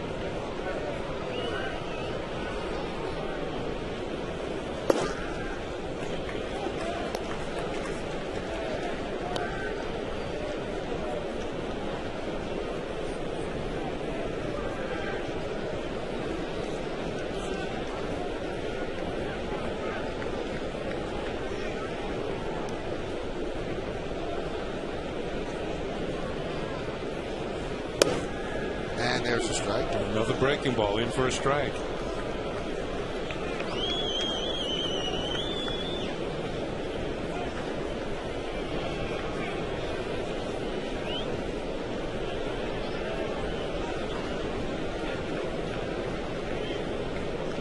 Arrieta very fidgety on the mound.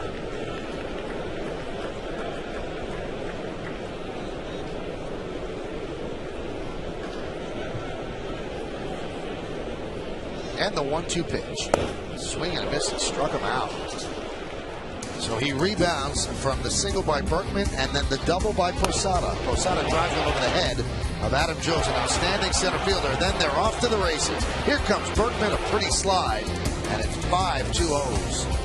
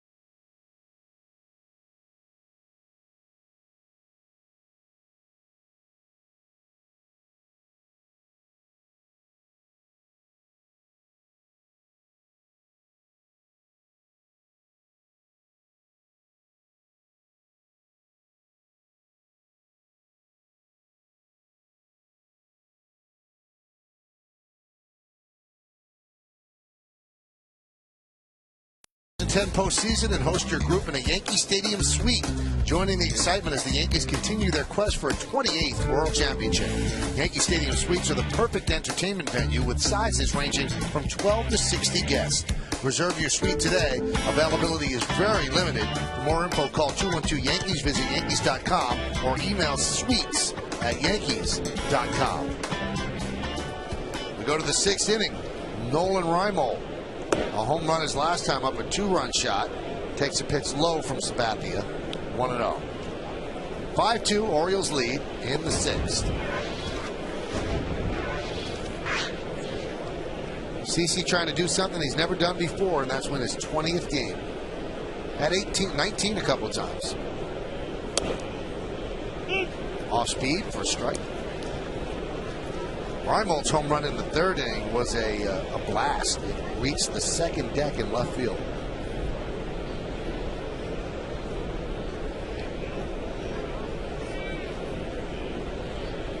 And Kenny, I'm not an architect, but I think the 2nd deck in left field is further reset from the wall than the one in right field. Most definitely. It is a longer poke to left field. I mean, we've seen numerous home runs go in the 2nd deck and right, but I've only seen 2 in left. Grounded to 3rd. Pena gobbles it up across the diamond. And they get Reimold for the first out.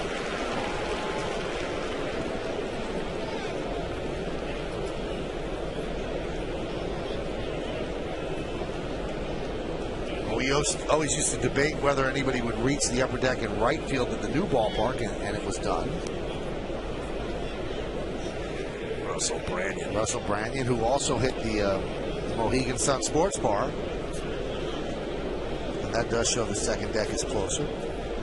Now, the unreachable territory in the other stadiums seemed to be the upper deck and left, although some did. I remember Cecil Fielder went up there, I think for his 50th home run while he was with the Tigers. Jose Canseco, B.J. Upton. One of the most amazing home runs I ever saw at the old stadium, Kenny. I know what you're going to say. Was when Derek Jeter went into the upper deck in right field. I mean, an opposite field upper deck home run. That was amazing. That's not the one I thought you were going to say. I bet you I know which one you thought I was going to say. Jay Buhner's home run? No, not that one. Okay. Encarnacion. Yes. Into the left field bleachers. Yeah. Whoa, that was smoke. Ramiro Mendoza. El Brujo didn't get it to sink.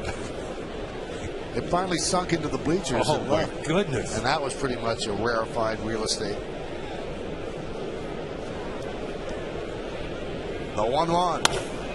Grounded to Pena. Playing a very clean 3rd base. 2 away. Now, didn't Jay Buhner's go out by the ambulance in left field? Yeah. That was amazing. I saw Dave Winfield hit one out there one time. And I was playing right field that night. And it just took off. And you see those jets take off in LaGuardia or Newark? It looked just like that. Just like it was just going to leave the ballpark. Like one of your tee shots. No, those are headed for the trees, unfortunately. 90 pitches for Sabathia. He's trying to make it 20 straight starts of at least 6 innings pitched.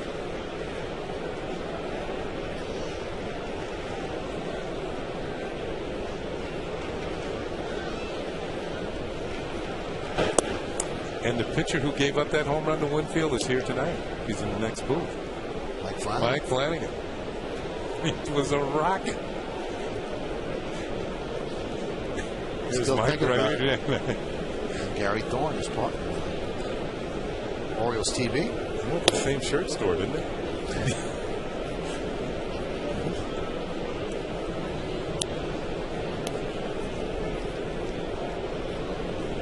The monuments, the plaques on the wall out there at the old stadium were actually in a different spot than they are now. They're way back there in left field. Right. And Flanny went out there to see how far it actually went.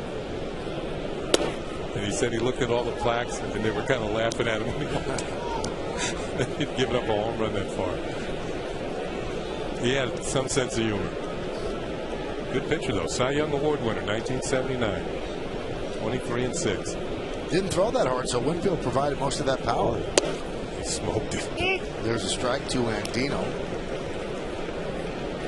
So it's 3-1. 2 outs here in the top of the 6th.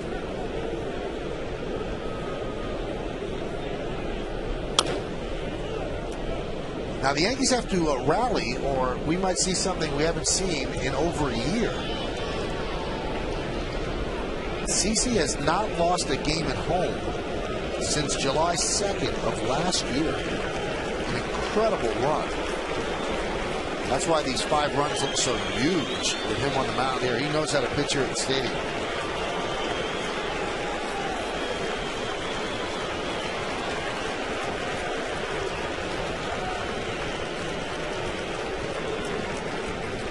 And the 3-2 popped up.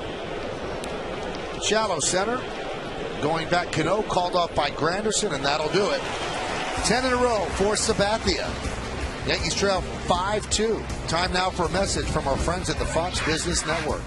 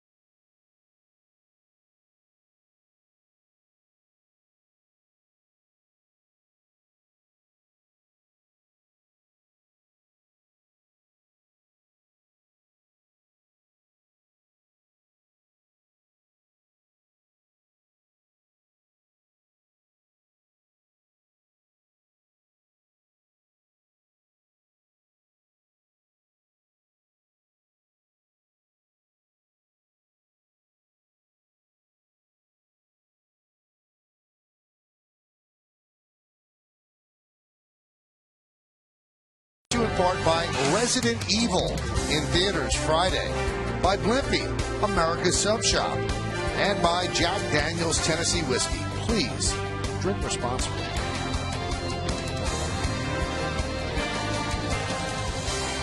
So CC looks like he straightened himself out, retiring 10 straight Orioles, but is it too late? Now the Yankee offense has some work to do. It'll be Jeter, Teixeira, and Cano against the rookie, Jake Arrieta. Jeter, of any active player, has played the most games against Baltimore, and he also has the most hits.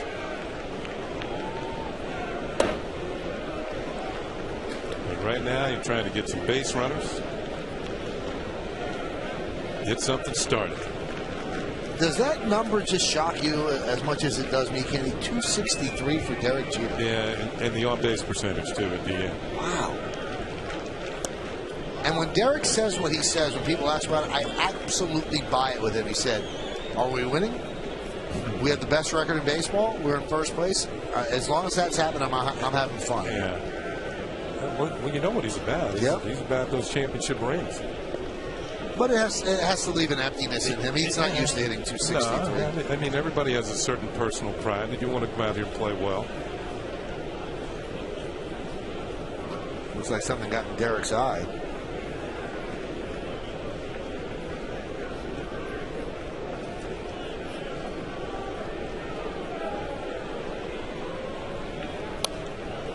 Fouled away.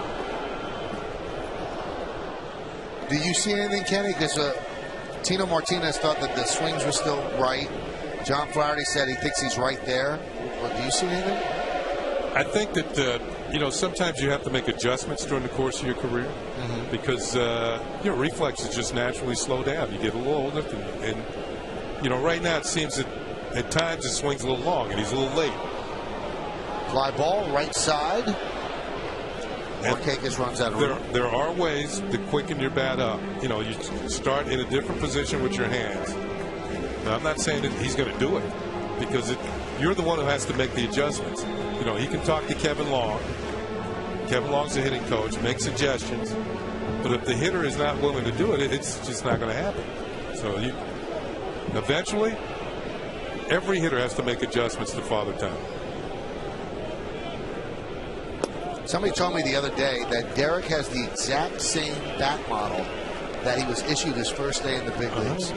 Okay. Do you wonder, do you lighten the bat? You can do that, but you know, nowadays they all use light bats. I mean, how much lighter you want to get? I mean, all of a sudden you're swinging the newspaper up there. You can't do that. 3-2. Grounded softly toward third. Going to be a tough play. It's not going to be a play. It's going to be an infield single for Jeter.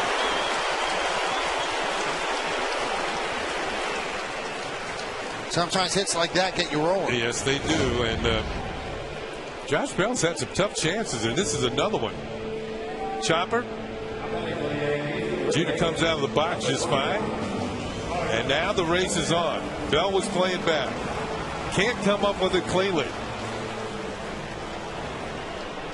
And loses all chance. I don't think he was going to get him anyway. Jeter gets himself a base hit. And a smile. Here's Mark Teixeira. We're in the bottom of the sixth. Yankees trailing 5-2. I think you talk to any third baseman, they'll tell you that's the toughest play. You know, all those hard shots you get down at third base, but that swinging butt where you have to bare hand and throw all in one motion and be accurate to first base with something on it is the toughest play for a third baseman.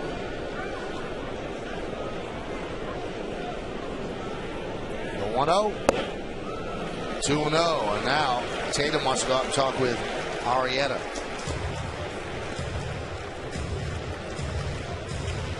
This copyrighted telecast is presented by authority of the New York Yankees. It may not be reproduced or retransmitted in any form, and the accounts and descriptions of this game may not be disseminated without the express written consent of the New York Yankees.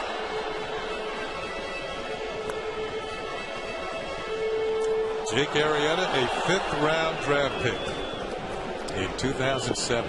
There's Rick Kranitz, the pitching coach.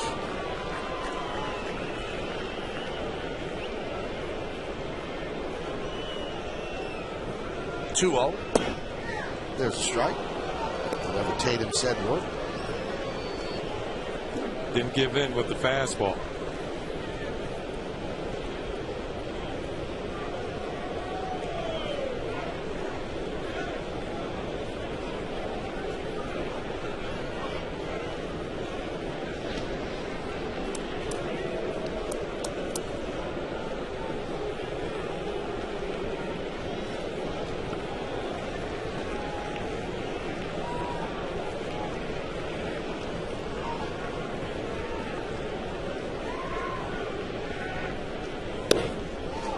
Count now 3-1. Well, 2-0, he threw a changeup for a strike.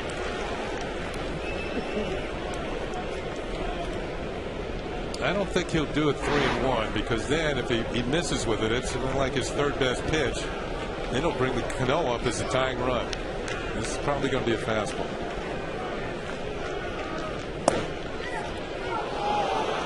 Just nipped the outside corner, 3-2. It was a fastball and hit the corner. He made a good pitch with it.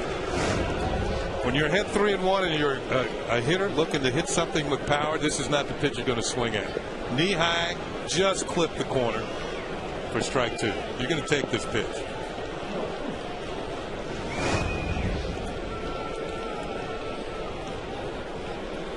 Let's see if they send Jeter on 3-2. They do. Pitch is swung on a miss. No throw to second. Stolen base for Jeter. So Teixeira strikes out. You know, when you decide you're going to throw an off-speed pitch 3-2 with the possibility of the runner on the move, it's like you're giving up 90 feet to pick up the out. And it is a breaking ball. Off speed at that. He took something off. Good pitch by Arrieta, who didn't give in. 3-2 with just burning a fastball in there. So he gets the strikeout, his third of the night. So Jeter's at second, 16th stolen base of the year for Derek. And here is Cano with a runner in scoring position. He drove in a run in the first inning, his 95th of the year. and a strike. Good arms all around in the Oriole outfield. So it's no gimme that a single scores Jeter. Felix PA in left. Adam Jones in center. Nick Markakis in right. Jones and Markakis have outstanding arms. Yeah, PA's not bad either. When Raimel was out there early this year, he had a strong arm. Their outfield's pretty good.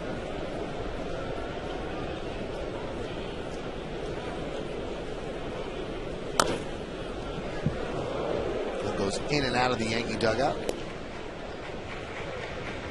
Arrieta has certainly been economical. The most pitches that he's thrown to 21 the previous inning. He's at 14 right now. But the third and the fourth, those help you keep low pitch counts. 9 in the third, 5 in the fourth.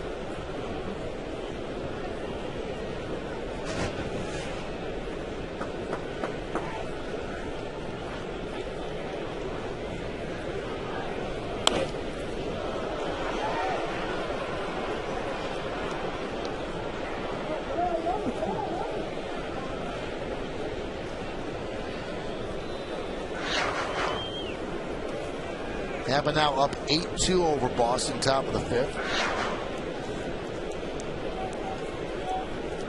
Boston's kind of put itself in a position where it has to win all of the games that it plays against the teams in front. You can't afford to just take 2 out of 3. That doesn't do enough damage when you're behind by that many. The 0-2 foul back.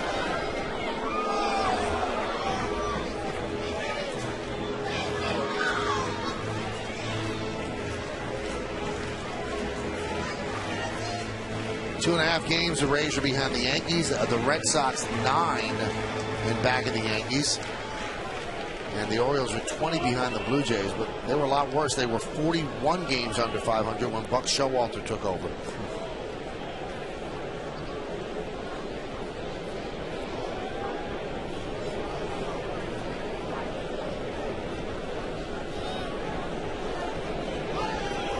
The 0-2. Driven out to left, deep, going back PA. On the track, he'll make the play, and Jeter heads back to second.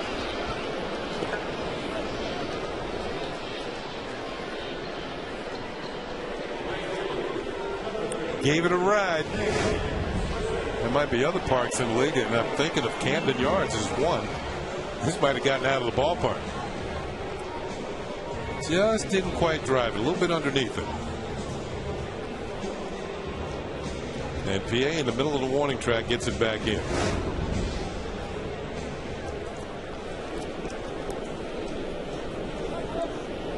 So 2 outs, and that's going to bring up Swisher.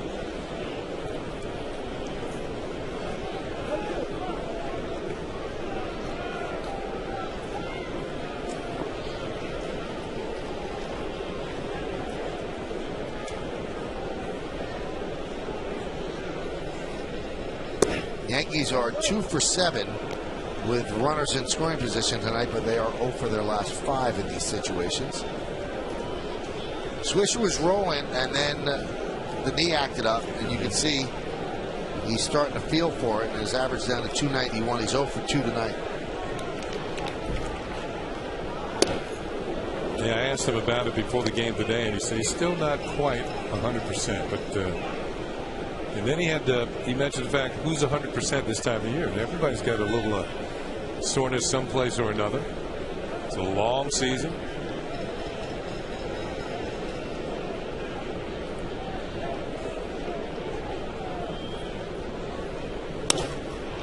Grounded to short, and Dino. And they waste Jeter's infield single and don't score here in the 6th. They lead 1.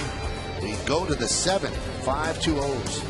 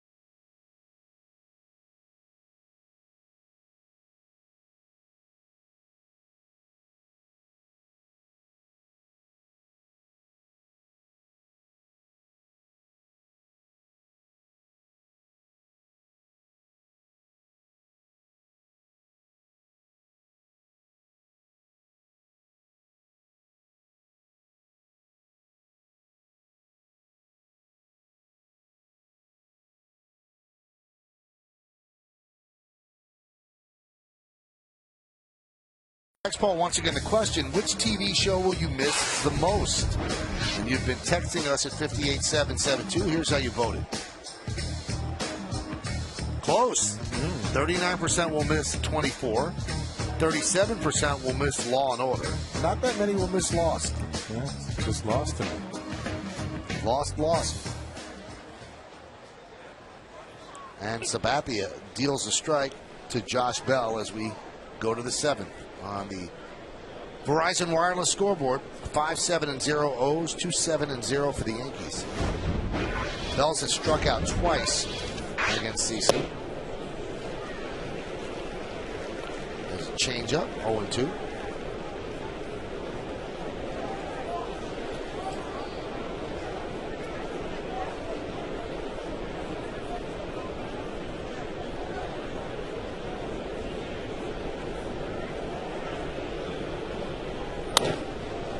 Driven into right center field. Granderson is on the run. He can't make the play. It's off his glove. Bell will be at second. I guess they'll score it at double, but that's a play that Granderson should have made. You can see the look on his face as if he should have hauled this one in. Here it is in Yes Mo. Let's see where it hits on the glove. Off the thumb. And then to the ground. They actually kind of... Wow, you an error. Man. E8. Bill Shannon, the official scorer, with an E8. Let's go get the white out. Don't have to reach for this, Quanazell. We're writing too quickly. Now, I'll tell you something, Kenny. Yeah. I'm not going to argue with that official scoring, but that is a tough E8. Yeah. That's a tough E8. Yeah, it is.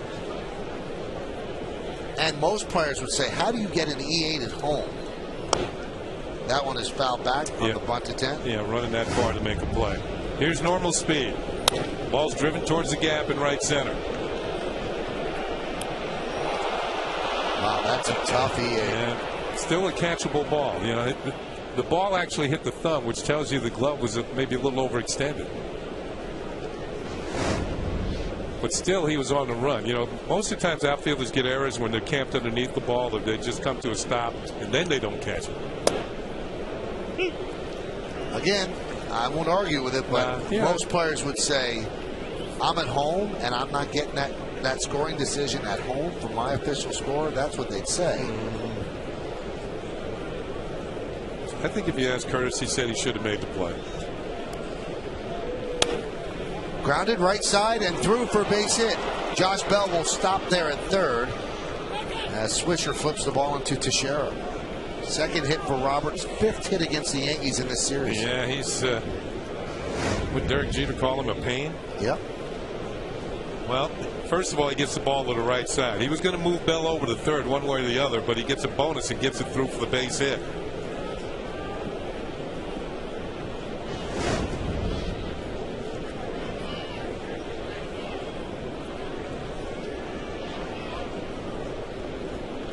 Chad Godin getting ready in a hurry, and following him is Kerry Wood.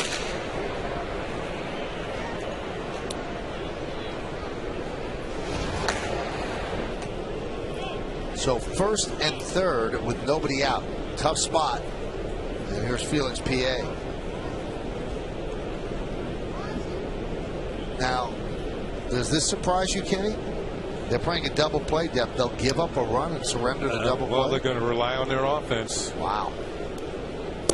The whole thing, if you bring the infield in, you could be setting up a big inning. You want to avoid the big inning as opposed to giving up one run, as opposed to giving up if the ball sneaks through. Then you get 2 men on, then a bunt or whatever. By the Markakis wouldn't bunt. But the fact is, you're setting up an opportunity for an even bigger inning. Wouldn't you say that's pretty lofty goals to say, okay, we'll make up a 4-run deficit? Well, you're in trouble right now. The Yankees can do it. They're the highest scoring team in the league. Absolutely. Yeah. But, I mean, they are having trouble with Arrieta. It's a decision. If they hit it to Pena, they can come home. Or they hit it to Teixeira, they can't come home. Right. But anything, first of all, PA runs pretty well, too, so he might be tough to double.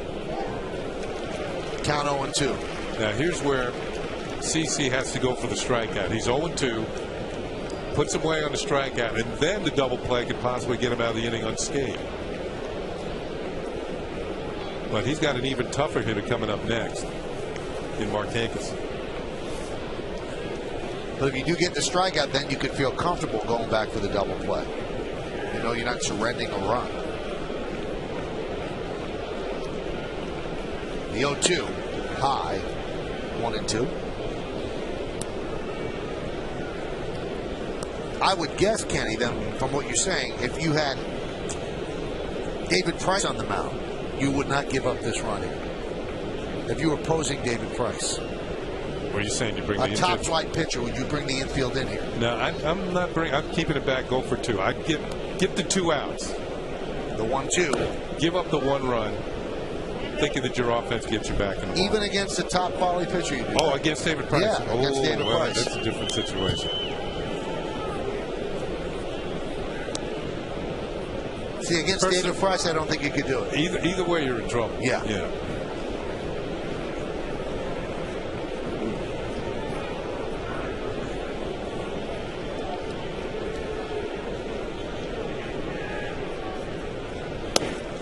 That's what he needed. He strikes out Felix PA, so he's halfway there where he wants to be. That pitch was almost right down the middle. Had something on it. But maybe PA been looking for another breaking ball. This time he got the express right there. Called out on strikes. He guessed wrong.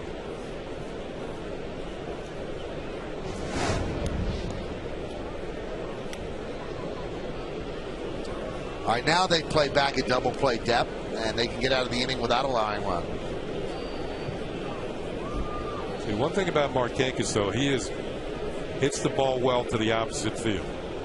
He's done it all season long. He's hit pretty well against CC, too, in his career. Good pitch. Whispers across that corner, and the count 0-1. This is where you have to reach back and make pitches. 5-2 Orioles over the Yankees. We're in the top of the 7th inning.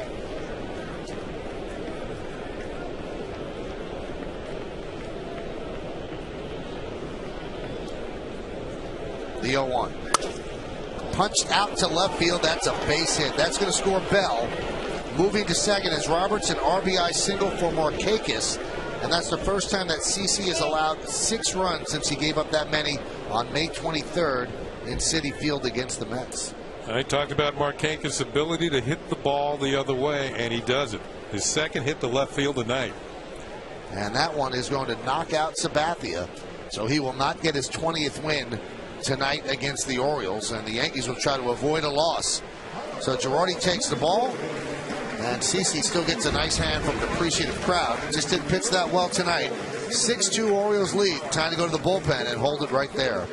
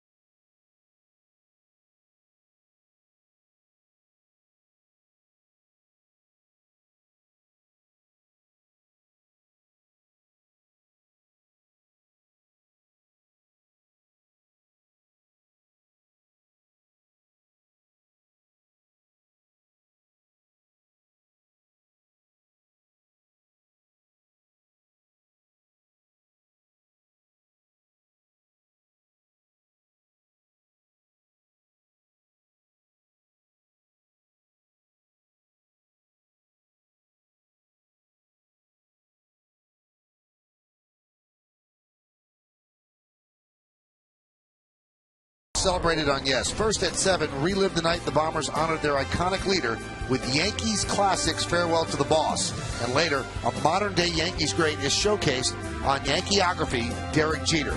It all starts Thursday at 7. It's only on Yes. Joe Girardi makes the call to the bullpen, brought to you by AT&T. Rethink possible. And CC Sabathia cannot be happy with the way he pitched tonight. A rare, shaky start. 6 1/3, 9 hits. And as we said, he hasn't lost in Yankee Stadium for over a year. So that's rare in itself. And going for his 20th win, he's not going to get it tonight. He's hoping he doesn't pick up his 6th loss. So Kerry Wood takes over. Those are the numbers, and his ERA continues to dip. Those are the numbers combined with the Yankees and the Indians. Pitch outside. First and second, 1 out for Wood. And he'll try to get Wiggins in here. Wiggins 2 for 3. So it's 6-2 O's. Top of the 7th.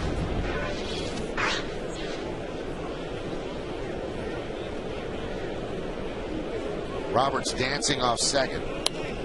Wigginton fouls it away.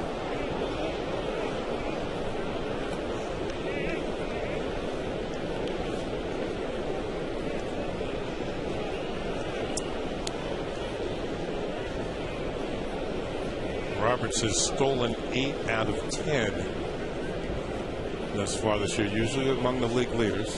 We told you he's only played 42 games. This is his 43rd game tonight. Breaking ball strike.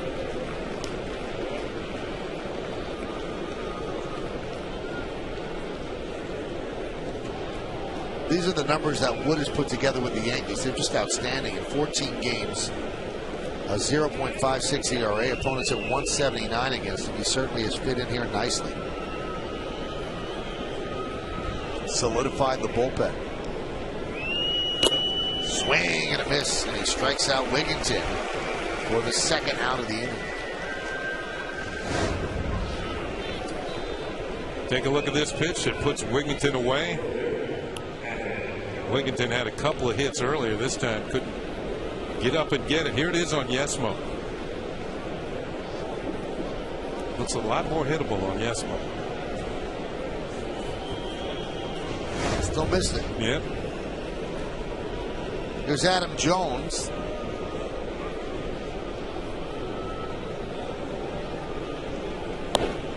Breaking ball is inside.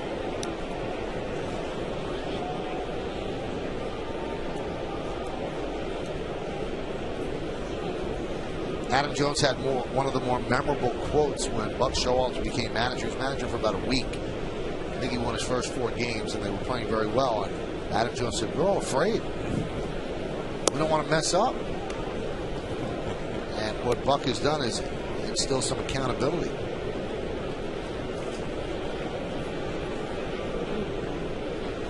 No more excuses.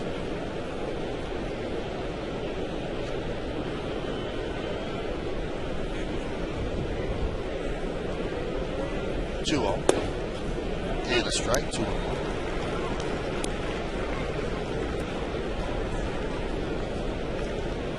Jones, like the rest of the team, got off to a very poor start. Then he started to come on. See respectable home run numbers with 17.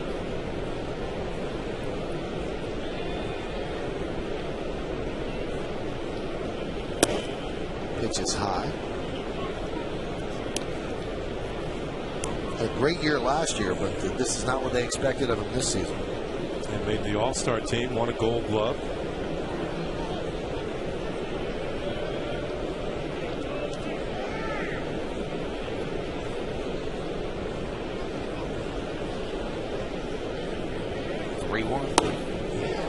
Good slider.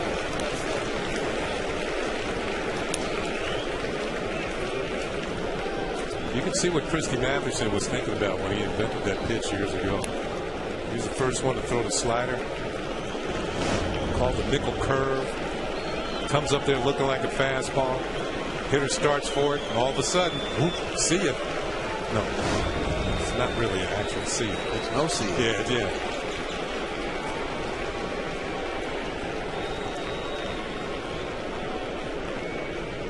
Posada wants to talk with Wood. Yeah, you think about all the pitches that are thrown in baseball, the curveball. Who's the first guy to throw the curve? First guy to throw the knuckleball? Where'd all these pitches come from? You can see a fastball. Just pick the ball up, throw it as hard as you can. Probably got started somewhere in a wiffle ball game. You think they had wiffle balls 100-something years ago? No. No. They said didn't have plastic. Yeah. The 3-2. Swung on and missed. Well, they invented it for Wood, and he took advantage of it. 1 run, 2 hits, 1 huge error, and 2 men left at the end of 6 1/2. Time for the 7th inning stretch here at the stadium. Orioles lead the Yankees 6-2, but we will stay right here to honor America in the Bronx. As we remember the servicemen and women who are serving our country at home and around the globe. Thank you. Now Kate Smith's rendition of God Bless America.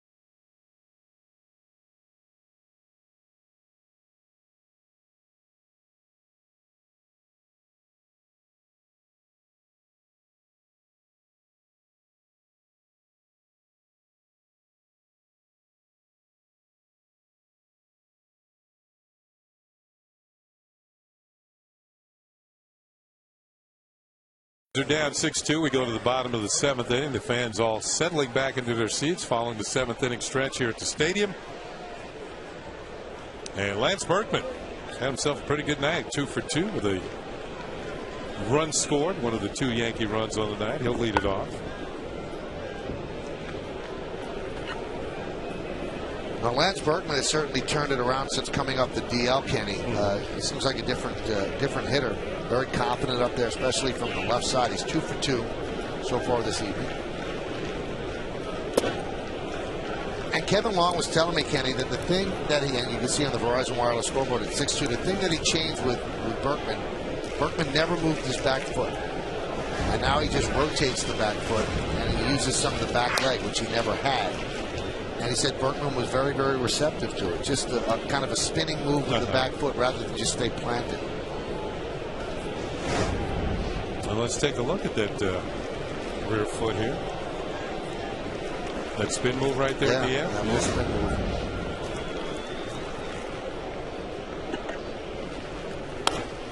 That one is lined into left center field. Jones can't make the play. It's over his head and goes to the wall.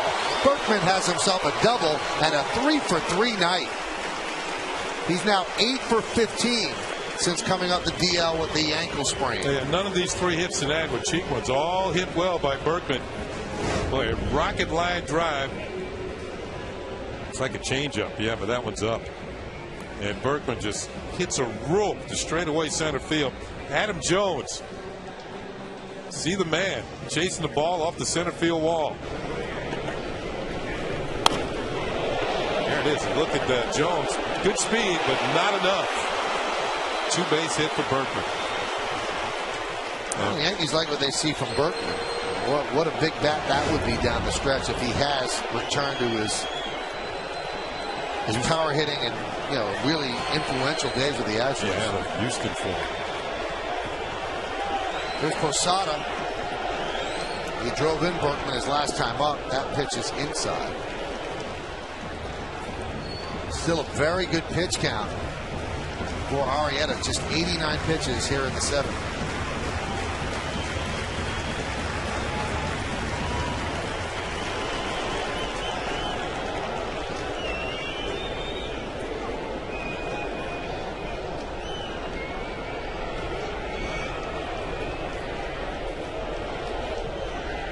And the 1-0.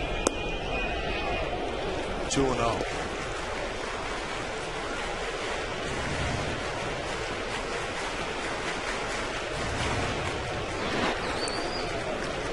.56 strikes, 34 balls. Yankees trying to climb back in this.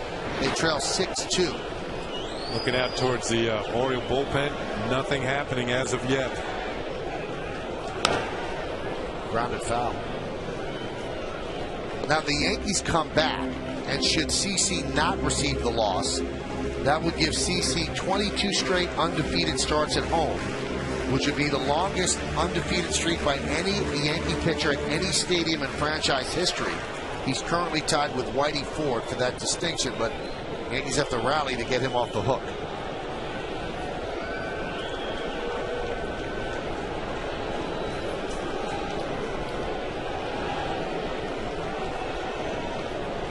Good 2-1. There's a strike, 2-2. He thought it might have been a little low.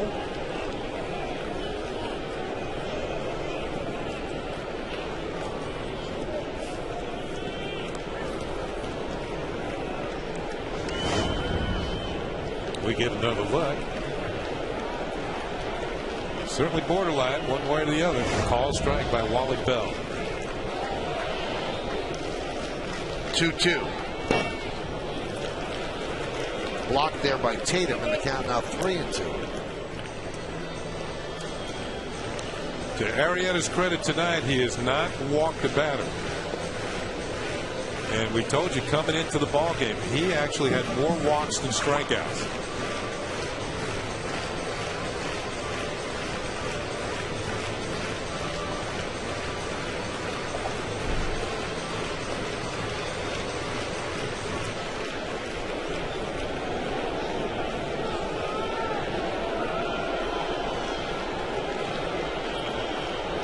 Yankees 2 for 8 tonight. The Orioles have done the job with runners in scoring position.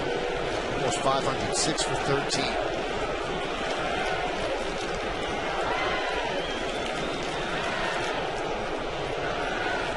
And the 3-2 pitch. He walked him. So the Yankees have runners on first and second and nobody out. Rick Cranston's going to go out and talk with Arrieta. Let's take a look at the way this game is broken down with the game summary. Yankees 2 runs on 8 hits. They committed 1 big error, 6-9-0 for the O's. Alex was not in the lineup today. No injury, just a day off. They didn't want him to play 4 straight. Playing tomorrow would have been 4 straight. Sabathia, a rare shaky start. 6 in the third, 9 hits, 6 runs, 5 of them earned. 1 walk and 5 strikeouts. And Nolan Reimold had a long home run. A 2-run shot into the second deck in left field. And that one came in the 3rd inning. You know, Arrieta and Tatum there, maybe a little too cute on the 3-2 pitch to Posada. And what I mean is he threw him a 3-2 changeup. If he gets it over, it looks good, gets Posada looking, it looks good. But the fact is he walked him on his third best pitch to bring up a guy who's capable of hitting the ball out of the park to bring the team within 1 run. You're trying to keep runners off base. That's why I thought he should have gone with a fastball. Now Matt Albers and the lefty Hendrickson warming. And that, by the way, was Arrieta's first walk.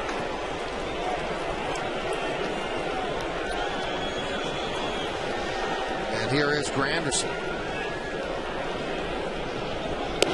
Granderson probably wants to hit a ball to the moon right now to make up for the error in center field. So far, Curtis is 0 for 2. He lined out sharply to Roberts and then flied out to center.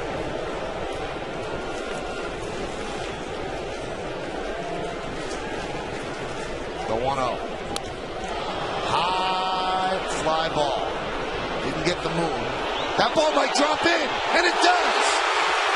But Posada is caught on the force. He was caught in no man's land. He had a hold up. Thought the ball was going to be caught, so they escaped further trouble there. It would have been a mess with bases loaded, nobody out. I'm not sure why Adam Jones did not make this play off the heel of Andino. He had the tougher play. That ball was up there for quite a while to be caught by the outfielder who's coming in. And you could see Andino looking to see where he is. Now he realizes he's in no man's land. And Posada can only go halfway. And they're lucky the ball didn't get far enough away from one of the three fielders out there, and they can get the force. So the force is 8-4. Granderson does not get a hit. It's simply a fielder's choice. And Berkman moves to third. And they're going to send up Alex Rodriguez to pinch hit for Ramiro Pena.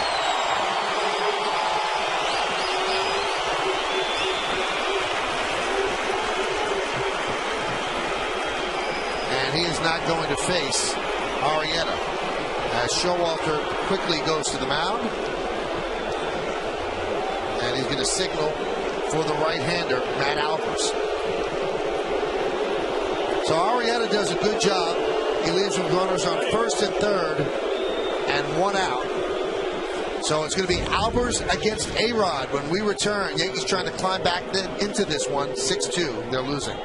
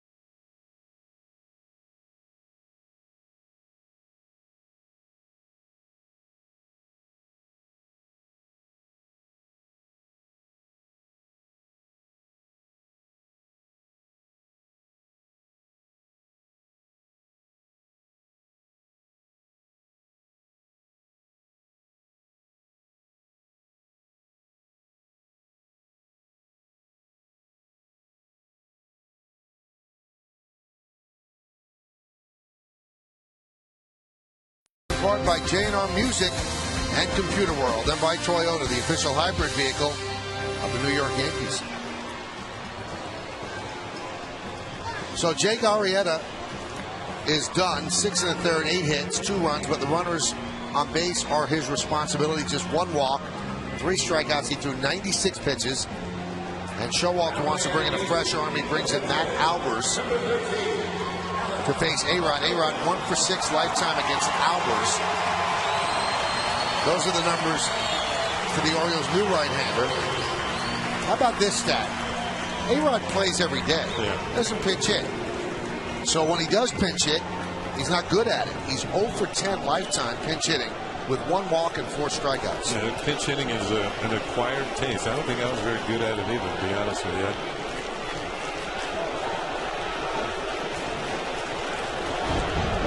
First and third for A-Rod. 1 man out. A-Rod drove in 2 runs yesterday. 100 for the season. Became the first man in big league history to drive in 100 or more runs in 14 seasons. First time ever. And he's tied with Jimmy Foxx and Lou Gehrig as the only major leaguers to drive in 100 or more runs 13 straight seasons. Count 2-0. You know, Michael, everybody has a tendency with A-Rod to talk about the all-time home run record, which he does have a chance to break. But he also has a chance to break the all-time run batted in record, which is held by Hank Aaron at 2,297. A-Rod is now within 500. 491 runs batted in. He's got 1,806 career runs batted in. So I think that bears watching as well. Line drive, knocked down by Bell. And they get the force at second. The runner had to hold up at first, Granderson, because it was a line drive. So A-Rod hit the ball as hard as you can hit it. But again, the Yankees don't have much fortune here, and they get the force at second, the Orioles do. It's twice the ball's been not handled by the Orioles. This is a rocket off the bat of A-Rod. And Bell knocks it down, but to the Orioles' fortune, it goes to Andino, gets the force on Granderson at second. Berkman has to hold at third. Both of them not sure the ball is going to be caught or not. And Andino quickly on the spot gets the force at second on Granderson. So he has to hold up. Now the ball breaks away, but he doesn't have time to get to second base. And Berkman has to hold at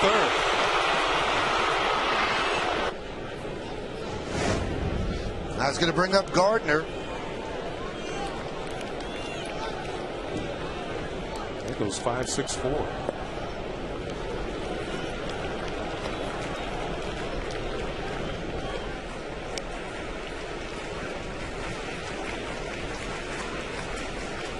So now the frustrating part for Arrieta, just being a spectator.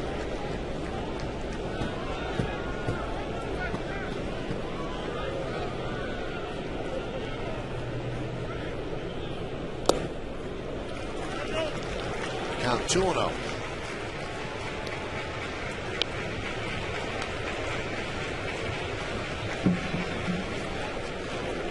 Gardner gets on, Jeter gets up, and he comes up as a tying run.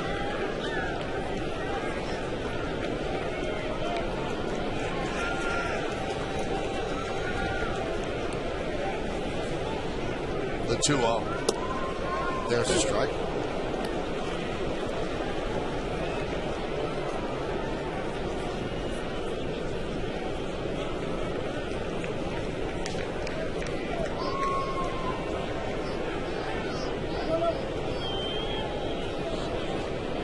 Gardner, a bunt single in the first, lined out to short in the third, struck out in the fifth.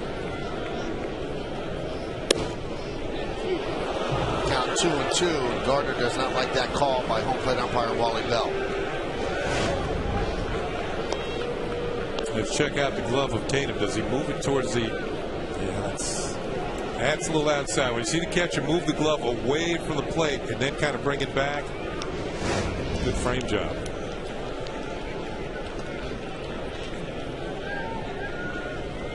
The 2-2 pitch. Chopped towards second. Roberts fields, and they just get Gardner for the final out of the 7th inning. So the Yankees had opportunities, but they didn't have much luck. No runs, 1 hit, no errors, and 2 men left. We go to the 8th, 6-2 O's.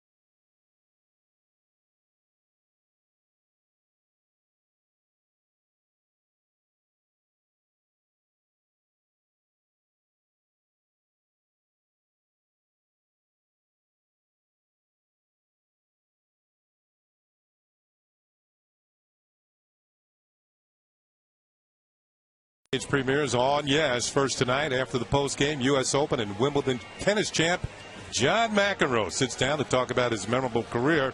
And tomorrow at 10 o'clock, controversial Cowboys Hall of Famer Michael Irvin joins the candid conversation as GMC presents Center Stage with Michael Kay. That's only on Yes. Busy, busy, busy. Both of those shows, you definitely want to tune in for them. McEnroe is very open about a lot of things, and Irvin cried a couple times. Top of the 8th inning, Orioles lead the Yankees 6-2. You brought tears? Yes, I did. I think his circumstances brought tears. Chad Godin, the new pitcher for the Yankees, deals to Nolan Reimold, and there's a strike. Now, strangely, the Yankees move Eduardo Nunez in at third. So, if that spot comes up again and Alex Rodriguez has a chance to win the game, he gets one at bat. So they say that there's nothing wrong with him physically and he's going to play tomorrow. You would wonder why he couldn't play 2 innings at third base and possibly have a chance to win the game. I'm sure that Joe Girardi will be asked that, and we'll have it on the post-game show as Reimold grounds out to Teixeira.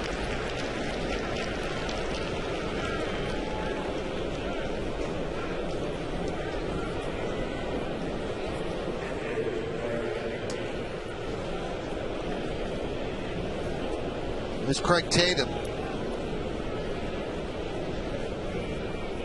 1 for 3.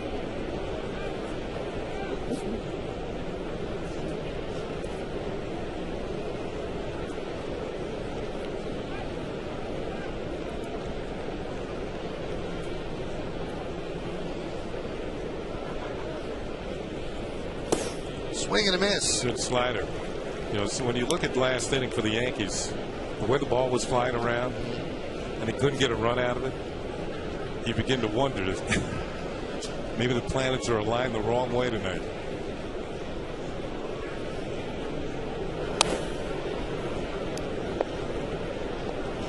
Oh, and 2.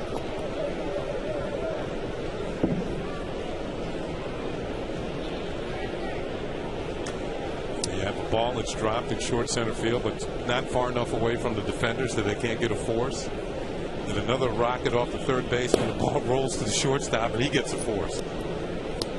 And what looked like a promising inning because of those 2 plays snuffed out. Yeah, everything that could go against the Yankees went against the Yankees that night. Ground ball off the broken bat, fielded by Jeter. Nice backhanded scoop by Teixeira for the second out. Traveling this season? Well, take the Yankees with you. Subscribe to MLB.tv today to see every Yankees game live or on demand on your computer. Visit Yankees.com to order and get more details. MLB.tv, baseball everywhere. So 2 down, that's going to bring up Robert Andino.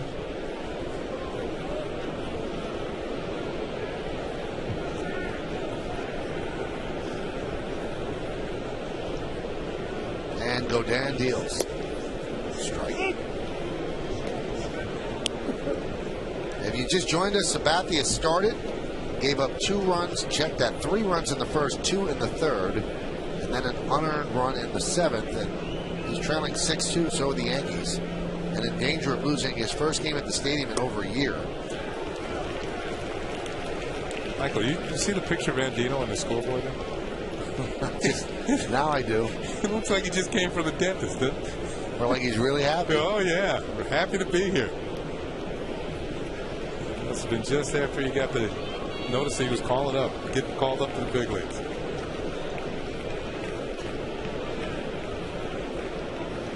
The 0-2 swung on and foul tipped. Got a piece of the umpire, Wally Bell.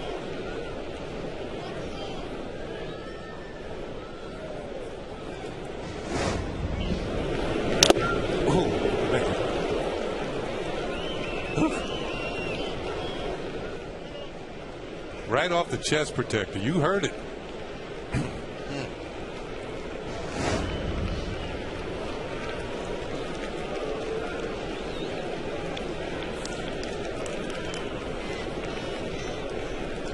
And the 0-2. Swung on and missed. That's an impressive 8th inning for Chad Godin as he retires the Orioles in order.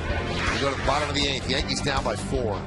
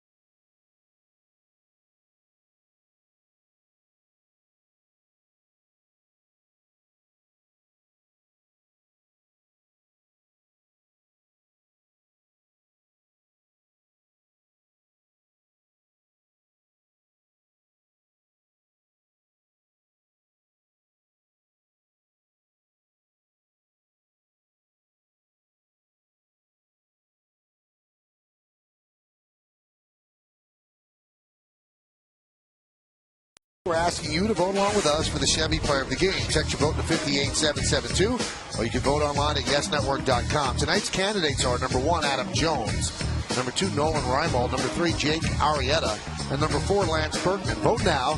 Make your voice heard. Standard text messaging rates apply.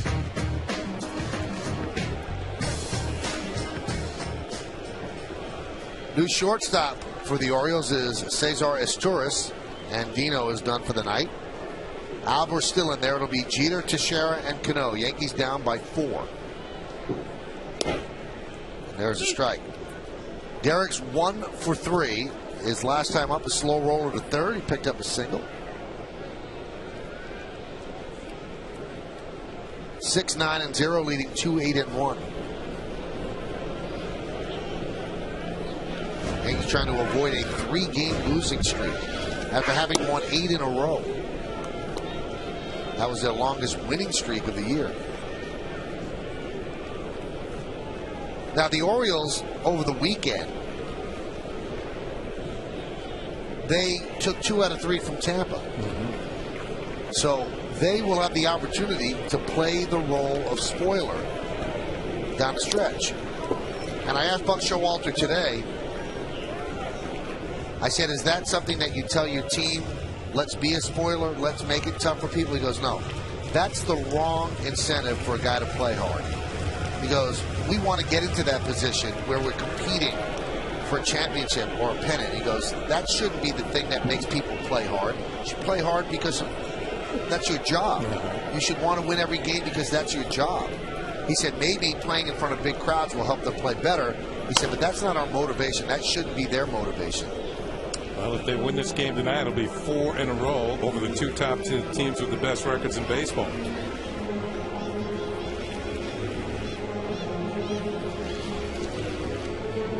Look at the AL East since Showalter returned. The Yankees and the Orioles would be tied for first. Rays and the Red Sox tied for second, and the Blue Jays at 16 and 50.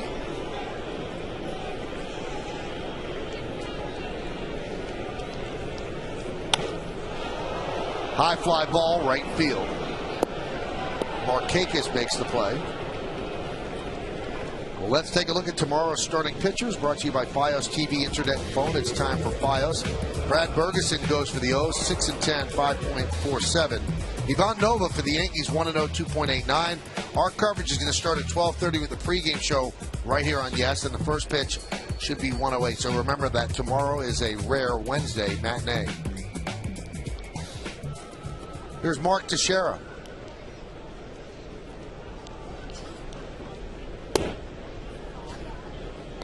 Count 1-0. Also, we said yesterday that Buck had told the media that he hopes that a team clinches against the Orioles and celebrates in front of them so that his team could learn from that. And I asked him about that today. Slow roller toward first. Wigginton flips to Albers, two-way. And he goes, whoa, whoa, whoa, whoa, whoa. That was misinterpreted. He goes, no, I never said that. He goes, I don't want somebody to clinch against us. I said that they could get something positive out of it if it does in fact happen. To watch people celebrating in front of you and you know then what you're playing for in the future. He said, but I don't want anybody to beat us and then celebrate in front of us. He said, I'm not rooting for it, but I'm saying that there's something positive that could come out of it if it does happen. Yeah, I understand his point. I think I mentioned yesterday it happened to me early in my career, and I just felt like, wow, that's what you're out here for. Here's Cano. Rocketed foul. And just hoping I'd be on a team that eventually would jump up and down, clinching something.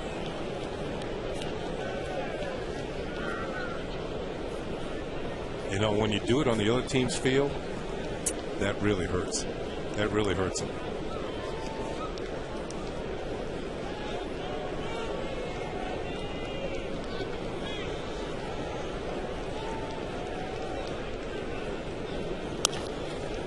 Chopped up the middle, fielded there by Roberts. He fires to first, and Albers works a 1-2-3 eighth inning. Let's go to the ninth here at the stadium. 6-2 O's.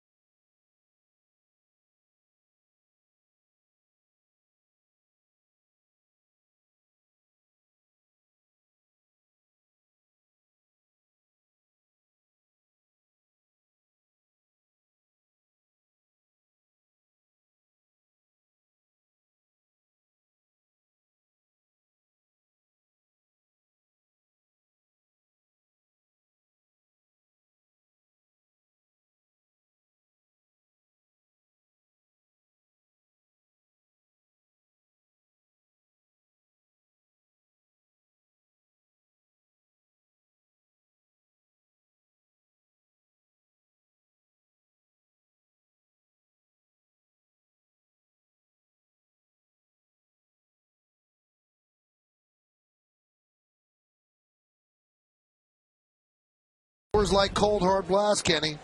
Well, it came in the third inning, the only home run of the game, and Nolan Rimo, first pitch he saw, he drills something on the inner third of the plate and just lifts it into the second deck in left field. A prodigious blast. Josh Bell fouls back Godin's offering. Count 0-1. 6-2 Orioles.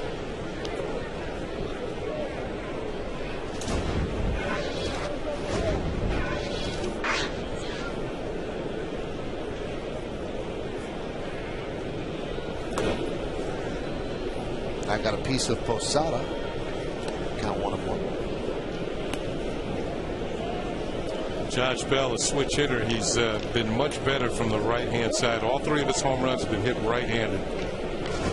And of course, he's had almost 3 times as many at-bats left-handed. 1-1. Broken back, grounder right back to Godin. 1 away. Hey, you got to stick around. little bit longer for the WB Mason postgame show, featuring comprehensive highlights and analysis from this game against the Orioles. Plus, a look at the big matchups around the majors and how they affect the playoff races. It's the WB Mason postgame coming up after the last out. Only on Yes. You get Lorenz, you get Curry, you get all the info you need. And Singleton and Kay will make a cameo. Yes, we will. Here's Brian Roberts, 2 for 4 tonight with a run scored. Pitch inside.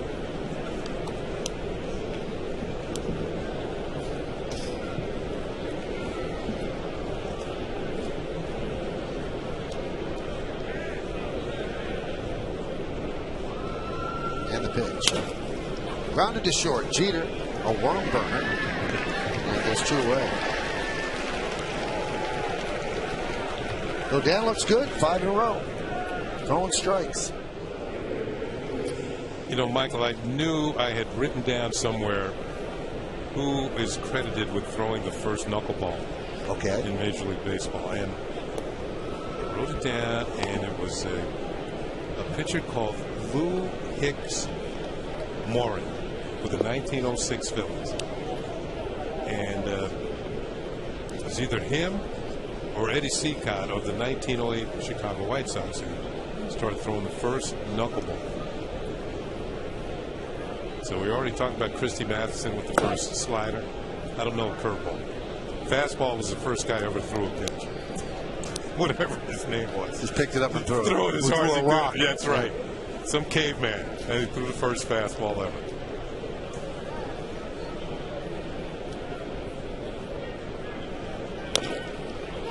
Chopped right back to Godin. And he does very, very well. 6 up and 6 down. Do the Yankees have a rally in their bones? Is there pie in the future?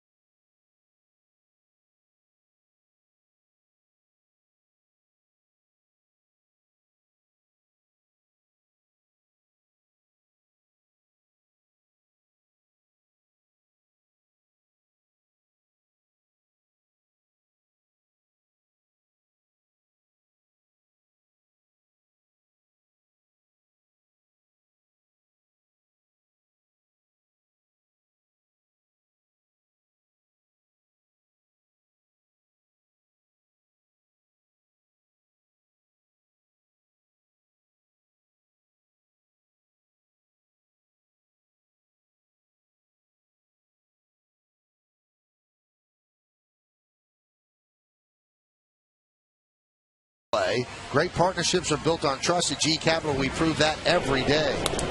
Well, let's go back to the 7th inning, and there's Andino to Jones to Roberts for the force. Then Alex Rodriguez with a shot off the glove of Bell. Goes to Andino. Then goes to Roberts for the force. Those are our GE partner players. Multiple partners involved for the Baltimore Orioles. Well, the Yankees are going to have to rally if they want to bail out Sabathia and keep his non-losing streak going here at Yankee Stadium. Well, he skipped his first day of school to spend my birthday with me and the Yanks. Little truant. Yeah. I guess it's one of those night schools he goes to. Mark Hendrickson will take over. Well, happy birthday to that young man. In yesterday's game, Koji Uehara closed the game, but this isn't a save situation. Maybe Showalter was trying to mix and match. So you got the big left-hander against Swisher, and then he's going to turn Berkman around to the right side.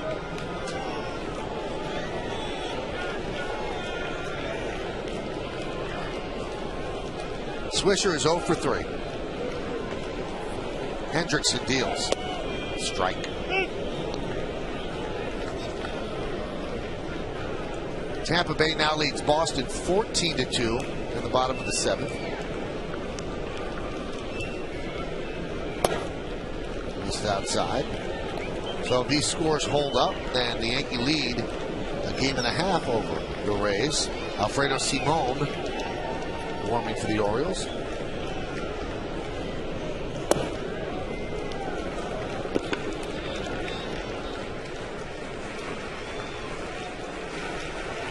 Henderson been doing a good job of late out of the bullpen. 9 of his last 10 appearances have been scoreless. Count 2-2. Nickname on the team is Smooth, the Big Smooth, 6'9".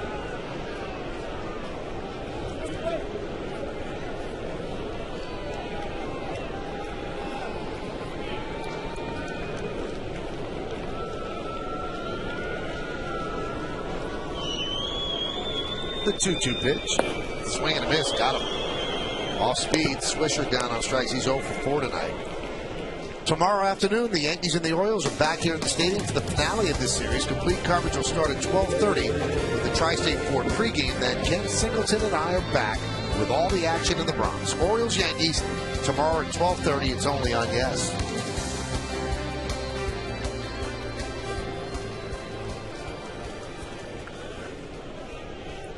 Here's Lance Berkman. What a night for him. 3 for 3.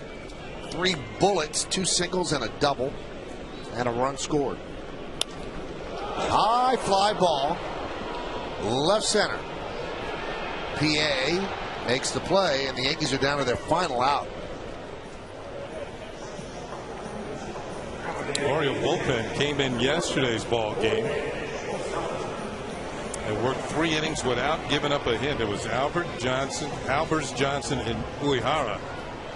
And tonight, Albers again worked an inning and 2/3 without giving up a hit. And Hendrickson here got the first 2 hitters out in the 9th. So the Oriole bullpen, first 2 games of this series, really doing a good job. And that had been a weakness during the early part of the season.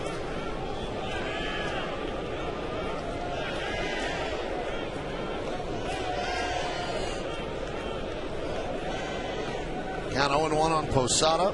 1 for 2. RBI double, a walk. Wrapped into a double play. The count now 0-2. Swings for a change.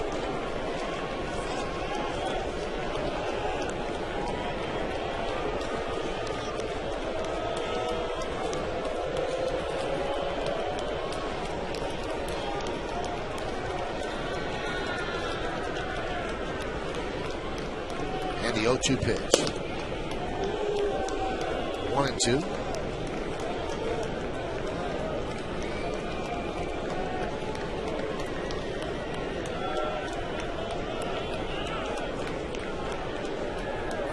This one has not been picture perfect at all for the Yankees. Count 2-2.